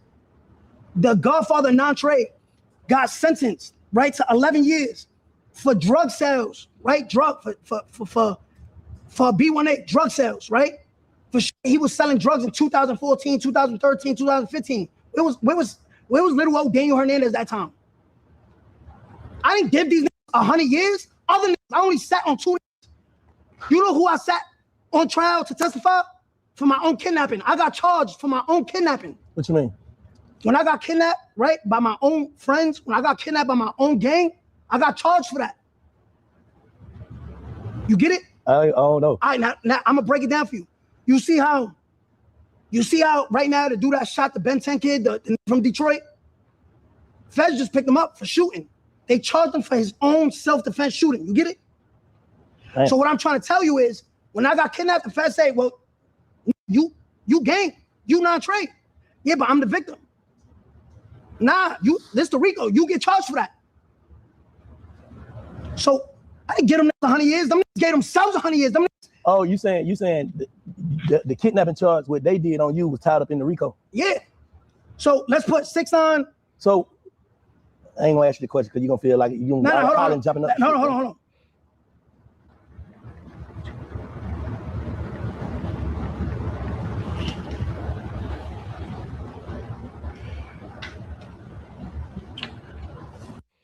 So as you see there, 6ix9ine has done his homework. I know people gonna call him a rat, but there's something different between an intelligent rat and a dumb rat. Go ahead, Plug. I want to hear this. I think this is amazing. I definitely want to hear your perspective on it. I think you muted, or you got to move up, big dog. I'm gonna check your battery. Oh, there it is. All right. I want to honestly say he's rat, and everybody that they were defending is a rat too. It just is what it is. Now, when it was clear, when everybody was saying 50 was and it was, hey, I said no, they wasn't. No, they wasn't. But everybody that he's talking about, 21 was defending him. He did it, and he also did it. But there was more informants within that 9 Trey gang other than what he did. So like he said, they was already being indicted. They were, not indicted, but they was already under investigation. The kidnapping of that famous young kid really made it worse. It made it worse. Now we come and get y'all. Y'all getting out of hand. Y'all getting out of hand now.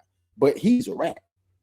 But at the same time, what he was trying to state in this interview was, if everybody gave me this treatment, why wouldn't they give these other guys the same treatment? They let them slide.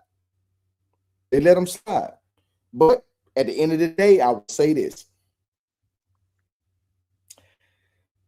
There is no code no more. The code is over. This is the end of this.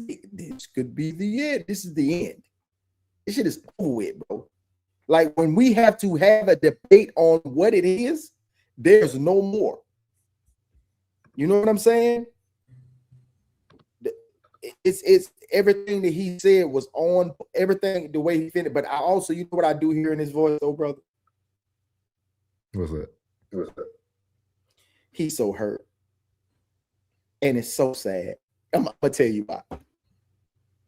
These street codes hold such a strong hold on these young niggas. And I'm talking about white niggas, I'm talking about Spanish niggas, and I'm talking about black niggas. They got that code has such a strong hold on them. It really does, the way it hurts their soul. His soul is busted. He is going through mental anguish. He is going through psychological anguish. He is going through so much personal hell in him. So much personal hell on a code that does not exist anymore. It does not exist. It was falsified documents. This is nothing new. In the 70s, there was rats and roaches. In the 80s, there was rats and roaches. In the 90s, 2000s, and the 2020s, there was rats and roaches. There has never been any organization that was without an informant at any time whatsoever. So this was never existing. It never existed. If you a stand-up G, get you a job or roll dolo. Get you a job or roll dolo. This shit does not exist anymore. That shit is dead. But it's amazing how this stronghold that this street code got on this young man, the way he can't sleep at night. He paid this man just to tell his story. He paid him. He paid him just to tell his story.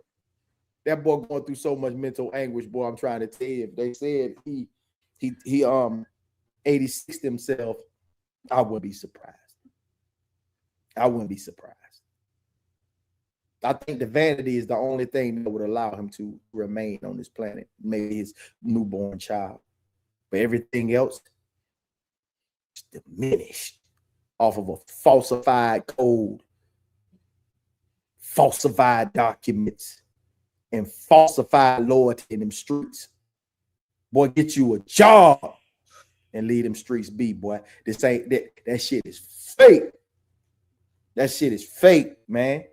Them motherfuckers gonna leave you high and dry in this bitch. I'm telling you, ain't nobody gonna be in the paint with you. They gonna say, I'm telling you, for 30 days, they gonna send you probably $100. They ain't got nothing for you. You done made millions with them. They gonna send you $30. I'm telling you, when you go in there and you sit in that jail cell, by all means, stand on that code, bro. That's what you're supposed to do. Because that's the life you chose. That's the life you chose. You chose that shit. You chose that shit, bro. You chose that fake ass code. Now you gotta ride it out. Don't tell. Don't rap. Don't put nobody behind bars. Don't put nobody on your black and white. Don't do it. Ride that motherfucking code. Because the way he feeling, you gotta ride that code and suffer in silence. Or get out and suffer out loud like he's doing. Either way, good luck, nigga. Good luck. Richard said when you cooperate with authority to get someone locked up, I don't even get mad. I just don't acknowledge you. And Richard, I think that's his overarching conversation with Banks. Yeah. Cool. If y'all gonna alienate me, call me a rat, do it to 21, do it to Thug, do it to everyone, do it to Gunna, do it to everyone that you allow to get a second chance sitting on your sofa at Perspective with Bank. And I think what 6ix9ine is, what he's encountering now is, first of all, you're not black. That's your first L right there. Like, if you were black, you might have a little bit more of an opportunity to. Nope. You don't think so? Because he was the first one public. It was so publicized. See, but his was CNN. See, Thug M was black media. Gunna's on black media, social media. His shit was CNN, Fox, TMZ. Like this, his was a little more boom in your face. But at that time, it was. But at that time, it was so much going on the East Coast, though. Like you had the stuff with Meek Mill going on, like that Philly, New York, that they were hot. Like they were like they were kind of like the Atlanta. Like they were hot. Everything was happening over there. Everybody was getting caught up over there. Like everything was just happening over there. So like I think he was just at bad timing too. Bad timing, like you said, his stardom was so big, people didn't understand it. Like, why would you? Because he talks about it on his interview too. He was about pretty much wanting to be accepted. Like he talks about it, like because Banks asked him like, why would you pay somebody? You literally pay them to be your friends when you think about it. You know what I mean? Like, but he was saying what he did for them, and he has some validity to his conversation. But this is another reason why I tell people your character will perceive you. Even during this interview, Banks kept referencing 6ix9ine's character. Man, sit down. Man, he ain't got to do all that. No. Banks wanted to ensure that 6ix9ine stayed a character to the people so that y'all don't take him serious. If 6ix9ine could have sat down in that chair, didn't play all those walking them down, all those noise making stuff. If he would have just sat there and had a conversation, just let it organically flow into the conversation, it would have been perceived, and the perspective from Bank, no pun intended, would have been a totally different perspective, because they start to get to it towards the end, right? 6ix9ine starts asking him about, well, why won't you tell people that it's no code in the street? Because we're gonna get to that, what Plug is saying. Mhm. Banks talks about this, right? So, like, this is why I always tell people silence is powerful. Because the first time, it's somebody today's first time seeing souls on the internet. It's somebody's first day seeing Uncle Plug on the internet. It's somebody's first day seeing Conversation with Soft Rain on the internet. So if you present yourself a certain way today that people can't digest, you might have to live with that for the next 20 years. Oh, yeah. Like, because it is content at the end of the day, and not everybody can be taken on as them full selves. That's why I always tell people, like, don't think a humble and quiet souls is the same when you meet me. If you met me in person and you had the same thing you had to say in the comments, it'll be it wouldn't even be a conversation. It would be two different things. And I think that's what we get lost at. But when you have character like 6ix9ine, people will use that as the fuel to allow your story to never be told. Another person, Kodak Black is another one. Kodak Black will always be a character to everybody. Another person who caught on it very fast and he kind of just stayed out the way is Bobby Smurder. Character to people. You know what I mean? Like, it's certain guys that now used to be in the streets or had a street lifestyle, but their character, people couldn't take it. And so they either had to be quiet and just live their life, or you get like 6ix9ine and you try to make people believe you, but people only see you as a character person now. He's a character. That's it. I'm getting my soul's bag real quick. Brother, that from what I take from him, he's a good kid. Not negating nothing what he's done, but he's a good kid. But I still look at the victims and the predators at the same time. You had a good kid making a hell of a lot of money. And all you did when he was trying to help you was take advantage of it. All you did, now let's take away the fucking indictments, the federal, let's take away snitching and all that shit. Let's clear the board real quick and say you had a good kid. And y'all bitch asses took advantage of his ass. What happened? What's gonna happen to your ass? Because he was looking out for y'all. When he came on that interview and he was calling them dirty bloods. I was like, wow. Wow. Like, yo, they did me dirty. Wow. Dog, that is some dirt bag shit. That dirt bag shit that y'all did got him to do that dirt bag shit to you. That's what happened. Y'all did some dirt bag shit. That boy was looking out for y'all, man. Y'all was around at the time. I didn't listen to that shit, but the boy was a mega star.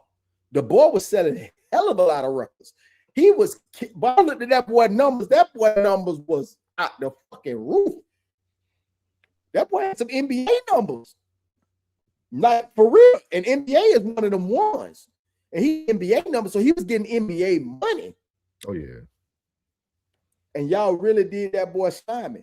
So that slimy shit that y'all did to him got y'all the time that y'all got.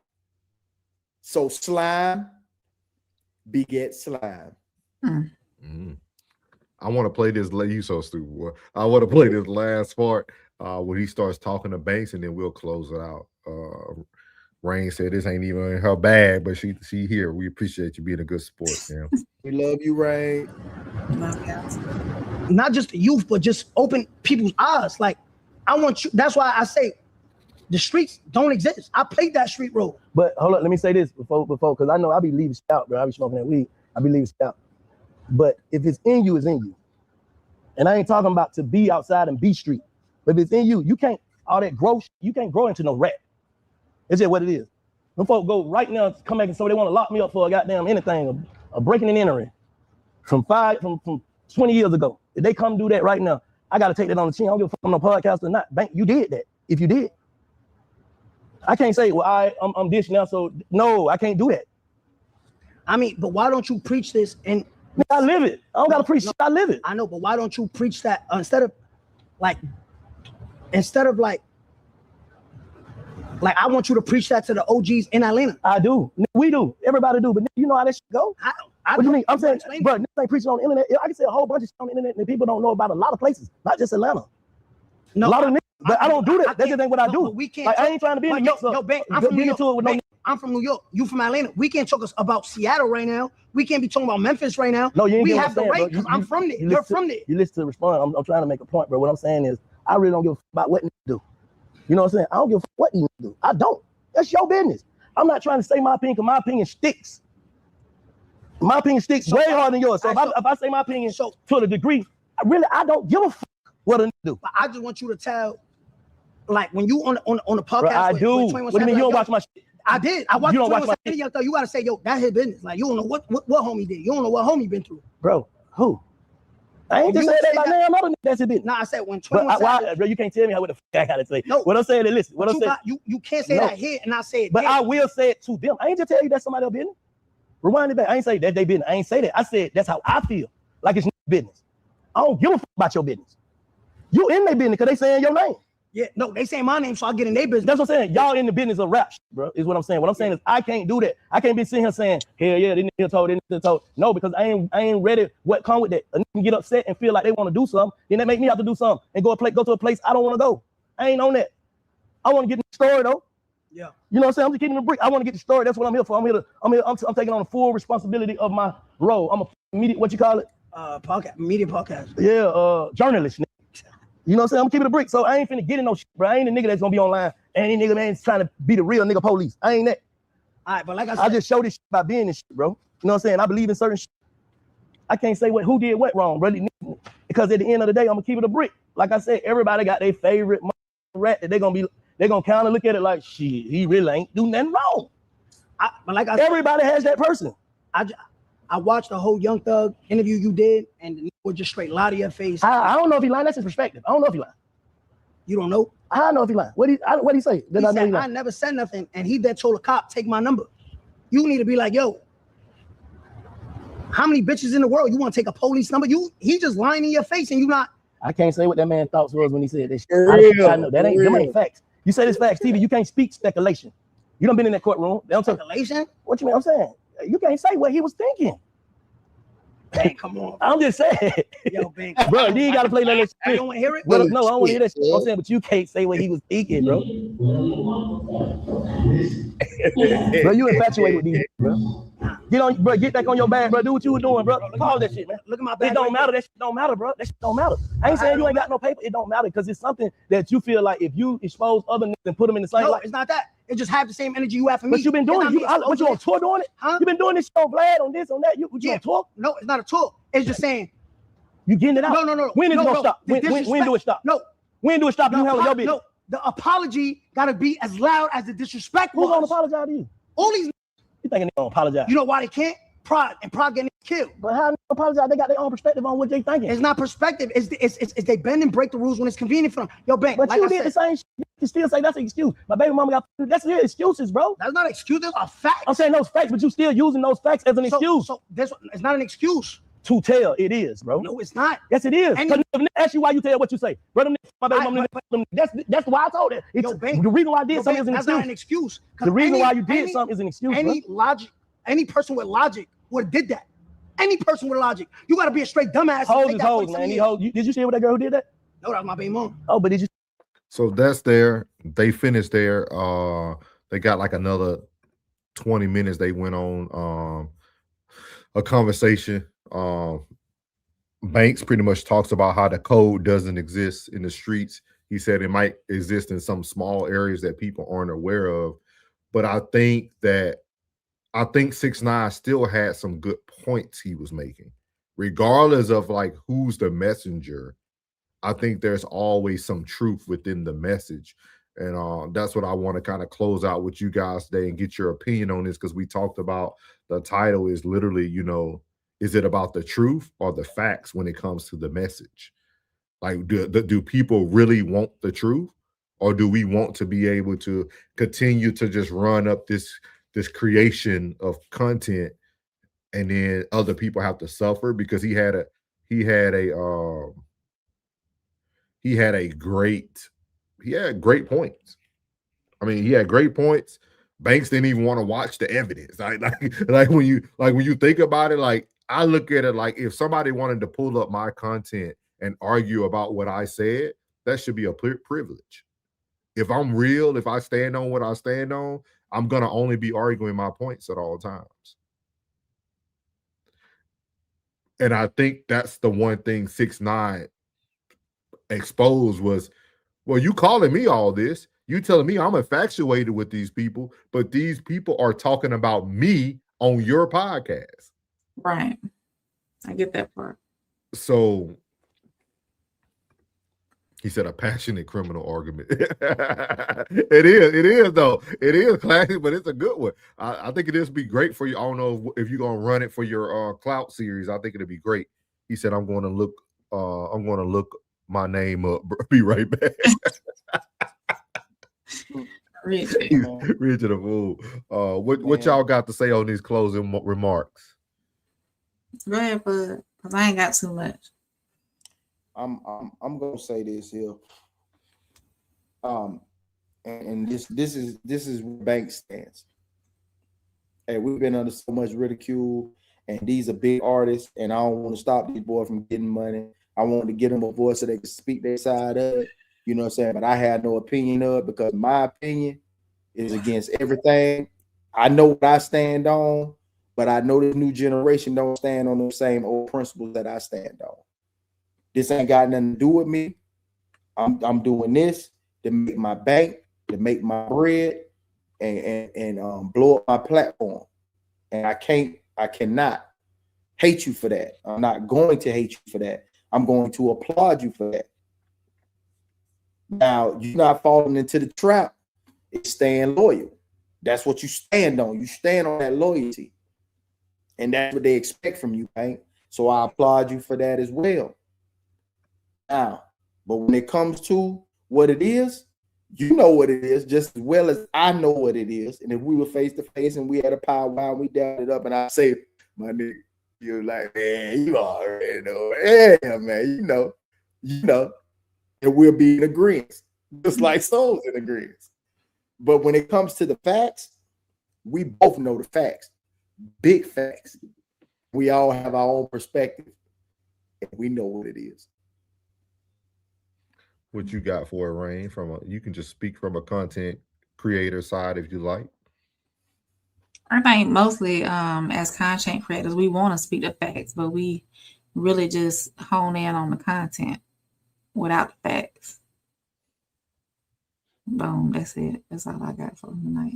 Man, we need Thug Rain. We're gonna bring out a Thug Rain. We're gonna have Rain come on here with a bandana on and everything. We gotta bring Thug Rain out. No, but I think it's a very good conversation. I think it's a good conversation. I think 6ix9ine could actually spin this in his favor if he target the right audience with the conversation. The white audience. It's not even just a white audience, but it's mothers of kids who are in the streets. That too. Because if he can show his story, he needs to stop leaning in on the things that he's never going to receive from these people and start putting out to tell the youth that, hey, look, guys, like, I was lucky to have enough money to fight my case. If you try to go live a life that isn't on you or isn't in you, you're going to be behind bars. You won't have enough clout, enough money, enough branding, nothing. You won't be able to go through because he's not even in the country. He's out of state. He back because he was telling that his girlfriend don't speak English. His mama and them don't speak English. Because Banks asked them, like, what does your family think about this stuff? And he literally said they don't even understand it, right? Because they don't really intake that type of stuff. Like, they know what happened to him, but they don't intake what the social media is saying about him. So go ahead. You got nothing. It's nothing he can do. There's nothing he can do. That hold, you see this right here? Yeah. That's that gorilla grip. That hold that fake ass code has on the youth is too strong, boy. It's vice grips. It's vice grips. It's grip plies, bro. It's grip plies, bro. Like, even I'm telling you, like we talk about it on my show. Even Plies had to rebrand because he know that shit that he used to rap about, bro. He know. I used to say it. I'm like, Plies, you gonna get these boys 100 years, and I'd be damn if that next album came out and he had a song called 100 years on that bit. Boy, you better get these boys 100 years, boy. But the reason why I listen to Plies because I remember what it used to be. I know what he done graduated to. We supposed to graduate from it. At some point, it just has to be a whole lot sooner for the young generation. Because that hold, there's nothing that he can do. That hold that he has, that fake ass code got on these kids, too strong. Too strong. He a 50, he damn near 40. He about my age. He a 40 something, mid 40 old man. That code still got him. Mm-hmm. And it's not just the principles. Remember when we spoke about the principles? Yeah. The code disrupt all that shit. Because you doing things to the left, bro. I'm telling you, that shit is it's He's a hell still of a young. fight. He's super young, plug. He only 30. Who, Bank? Oh, you said Bank. Banks. Oh, yeah. Okay. I'm about Bank ass. I'm talking about Bank. So what is your thoughts about Banks though? In this perspective? Bank is that's a nigga who beat the game, who did what he did in the streets and never failed. He never failed. So he solidified in that, and that's the persona. I told you, man, it's a beautiful day whenever that person that you put out front, that you put out there to protect you, and the person that you are finally get to meet. It's a wonderful fucking feeling when you stepping into that persona and say, nigga, I protect me. I don't even need this shit no more. That's when you don't give a about whatever it is. Like, I don't need that to protect me no more. Like, this is who I am. Whether you like it or not, I don't give a damn what you like, what you don't like, what you respect, what you don't respect. That shit don't make me breathe, nigga. That shit don't make me shit. So at the end of the day, once you're here, he knows exactly who he is, and he gonna stand on that.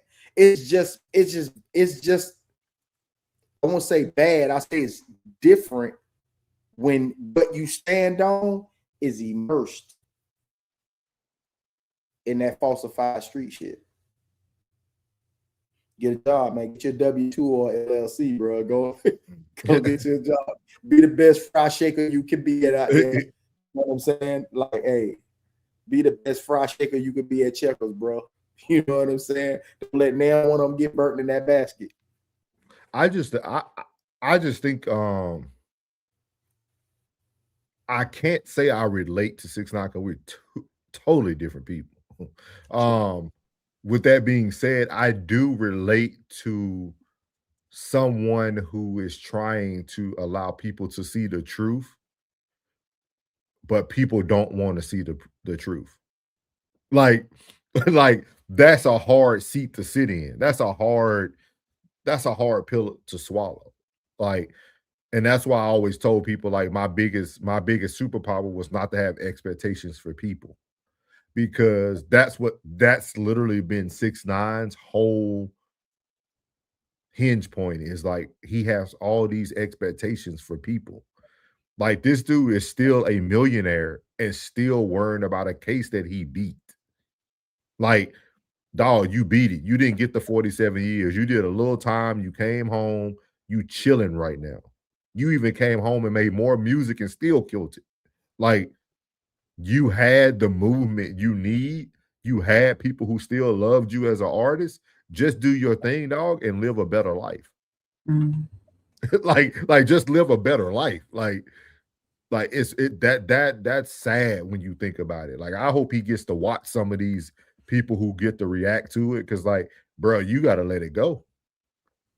Nah, he ain't. But I think Banks was his last shot, right? Like really, like it was like his last shot, ditch effort in the dark. Like he can't go to he was going to Vlad. Vlad just wants to make money off of black people looking foolish and other people looking foolish. Like Vlad's not there to really let your voice be heard. You know what I mean? So like I wonder what he's gonna try to do. I think he should just show people the lesson learned. And I think if he does that, I think he can have some Alchemist moments, right? Remember in the book of Alchemist when the whole city got destroyed and the young man told him, hey, one day this will all be back together. It'll all be back together. Like that's what people don't understand. 6ix9ine is steady living in the storm, but the storm has passed, brother. You got to now rebuild. Like the city's rebuilding and you're not rebuilding. Like that's what people have to understand. Like you can rebrand and rebuild. I told you that whole he's hurt, bro. He hurt, man. He hurt. Well, I'm telling you that to go against that code, bro, it's a character flaw. You know what I'm saying? In Florida, we say you flaw, man. You flaw, cuz you flaw. You like that's a character flaw, and it hurts. It hurts. It truly hurts, bro. It's nothing that anybody can do. It's gonna take time for him to heal. And I don't think most people heal from that. Even Buddy from that did that to Fred Hammond put his brains out. Yeah. But see, I think what Richard, what you're saying here is true for you. But In Too Deep broke it down earlier. You know why Banks is speaking to him? Because it's a bag. Yeah, it's a bag. It's a bag. Like, and 6ix9ine doesn't understand that everybody keeps associating with you because you equal a bag. Can I say this? I'm gonna tell you something right quick. And not that I'm a huge Kodak fan, but even after Kodak's been started acting up as crazy as he is right now, to have to hit that song with him. I'm telling you, that type of shit, when that code got you like that, you step outside that code, boy, I'm trying to tell you, bro. I'm telling you, that hold that code has on folks is amazing. Dog, it's more embedded. It's like, you know, that word like you picked up as a kid and it sticks with you no matter what. Like when you find out what that word always sticks with you. It's always been in your vocabulary. It's always been a part of your vernacular. Dog, that's how that code stick on you, bro. And when you violate that said code, it goes to your core. It's embedded. It's the music that you listen to that goes to your brain, that goes to your soul, bro. It sticks with you. It's gonna take time for him to heal, bro. He's gonna be on this campaign for at least another 5. I say 5, 6, maybe 7 years. I think I want to answer In Too Deep's question because I think sometimes we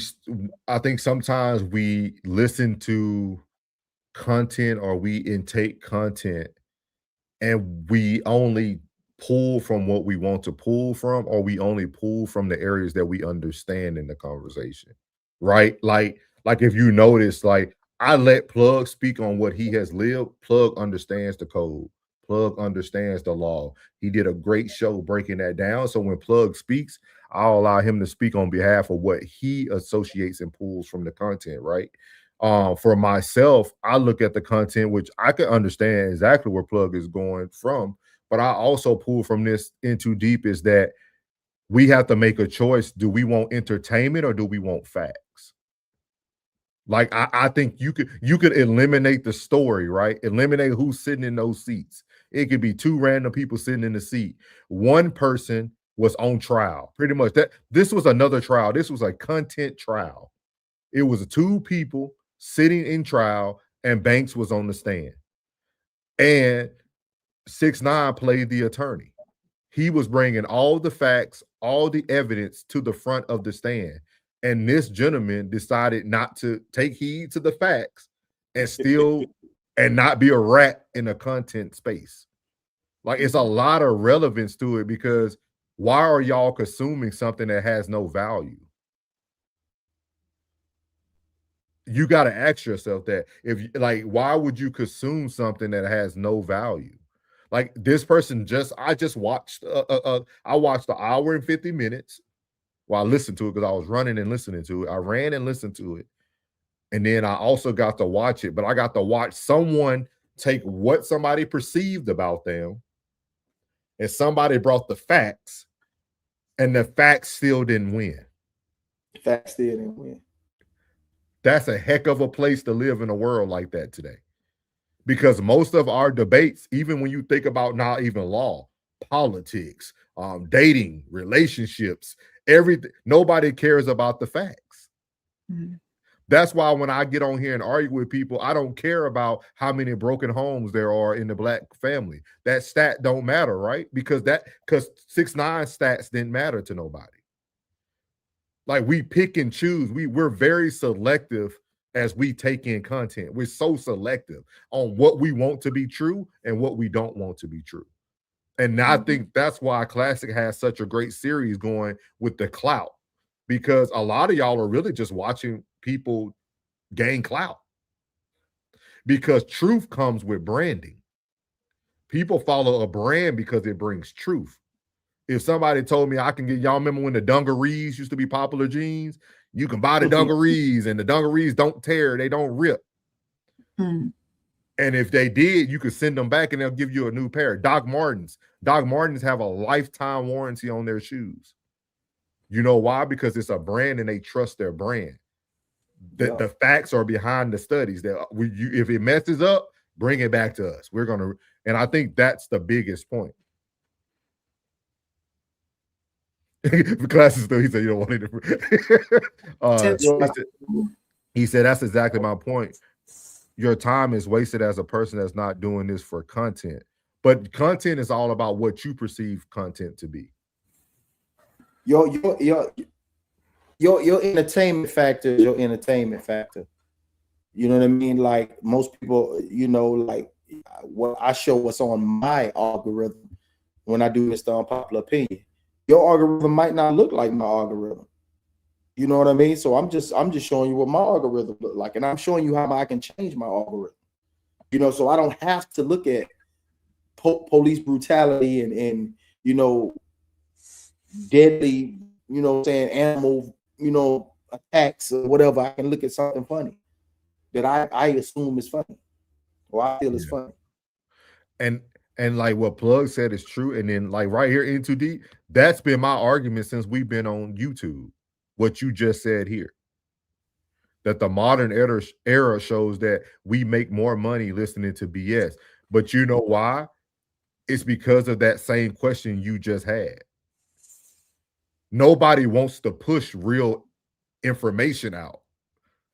People want to flood you with the goofy stuff. Like, that's why I say that we are the power of the internet.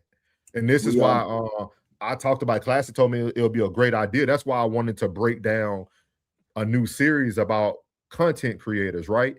I think a lot of people have missed the mark of what YouTube was even created for. See, I've been on YouTube, like, not me on YouTube, but me consuming YouTube since early 2000s, when there were first people, even before Mr. Beast and them got famous. I remember, like, the Online Coach and Beast Mode Jones and the Hodge twins when they turning green and they didn't have all these good camera effects and stuff like that. I remember when people used to come to YouTube just to give you a preview of Beats headphones and stuff like that. Like, I've been consuming this platform for years. Content didn't start mattering until we started allowing A-list celebrities to create content on this platform. A-list celebrities is the reason why we have words like clout. A-list celebrities is the word why we have clickbait. That's why those worlds exist now, because we allow people to infiltrate our space who already had money just to create their own environment. YouTube was a greenhouse type place. Hey, I need to know how to unlock my iPhone 3. Okay. Oh, unlock your YouTube iPhone 3. University. Yeah, nobody clickbait you and said this is the new iPhone 19 and it was only 3 of them out. Like nobody was doing that. So like I think that we are missing the mark on like we need to take back over the creator space. Yeah. Like Join we have the power to do that. Like if we all come together, and it doesn't mean you got to like everything the people are saying, but if people are speaking truth to the content, those people should be pushed forward into the algorithm because we control the algorithm. Straight You know like what I mean? that. So He said, he said, I'm showing you, Plug, your algorithm is mine because I keep watching the shit that you. Yeah. He said a fact is don't let kids watch Walt Disney. Nobody even acknowledged that. Oh yeah, we talked about that, Rigid. You will catch it on one of our rewinds. We talked about that on the first No Middlemans. We talked about how Disney was infiltrating entertainment, and we talked about it because who took their child to the movie theater and people got mad because he made a comment. Dang, it was a comedian or somebody. It was a celebrity. He said he just wanted to watch the movie, but then he seen what came on the screen. It was Dave Chappelle, right? Dave Chappelle. Dave Chappelle. Yeah. So we talked about that for sure. Greetings, happy 5 minutes Eastern Standard Time. Appreciate your Battle Zone 1480. He said spot on. Appreciate you, dog. See, somebody hears it. Somebody hears it. Somebody understands it. You know what I mean? Like, I just think you got to get enough people to follow your channel that understands what you're trying to push forward, and you can revamp this whole thing. You could take YouTube back. We could take YouTube back. Like, for real, for real. He said that's some other stuff, though. Yeah, we'll talk about it, though, Rigid. I appreciate all y'all. He said, don't talk about them. I was true. Oh, no, we talked about them. But we appreciate all y'all, man. We've been letting Rain sit here. She's tired, guys. Me and Plug been on our bag today on this topic. So Rain, we'll let you close us out, man, for the No Middleman.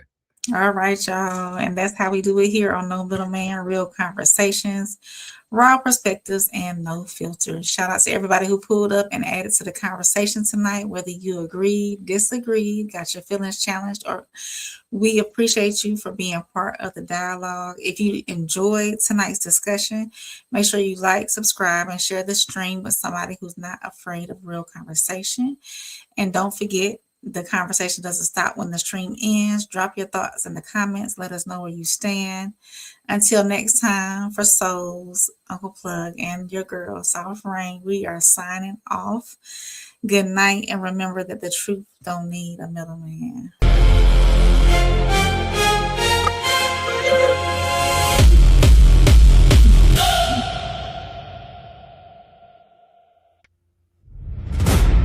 Yeah.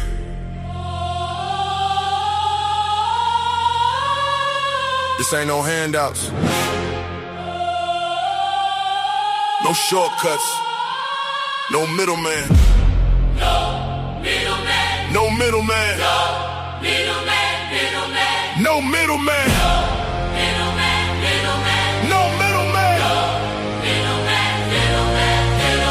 No middleman, I get it direct. Pressure talk, I don't deal in the flex. Cut the line, I don't wait, I collect. If it's mine, I'ma claim my respect. No middleman, I move with intent. Boss moves only, every dollar was spent. No favors, no deals, no rent. Built from the ground, now the whole game bent. Started with a vision, had to cut the distractions. No handshake, just results and reactions. They was talking plays, I was making it happen. Turn losses to losses, then flipped it to passion. No middle, no filter. No hand in my plate, if I want it, I'm going, I don't hesitate. Independent mindset, I control my fate. Now they watch how I move like it's up for debate. No middleman. No middleman. Everything I touch, I command.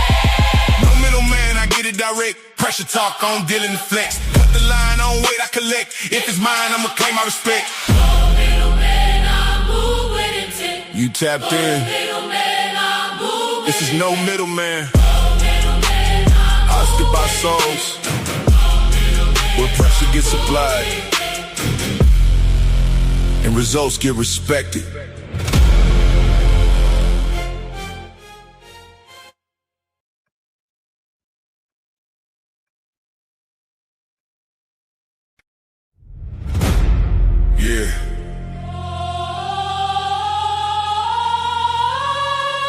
This ain't no handouts.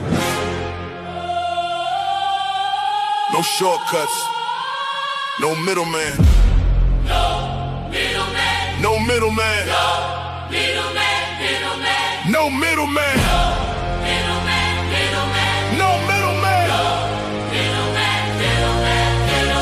No middleman, I get it direct. Pressure talk, I don't deal in the flex. Cut the line, I don't wait, I collect. If it's mine, I'ma claim my respect. No middleman, I move with intent. Boss moves only, every dollar was spent. No favors, no deals, no rent. Built from the ground, now the whole game bent.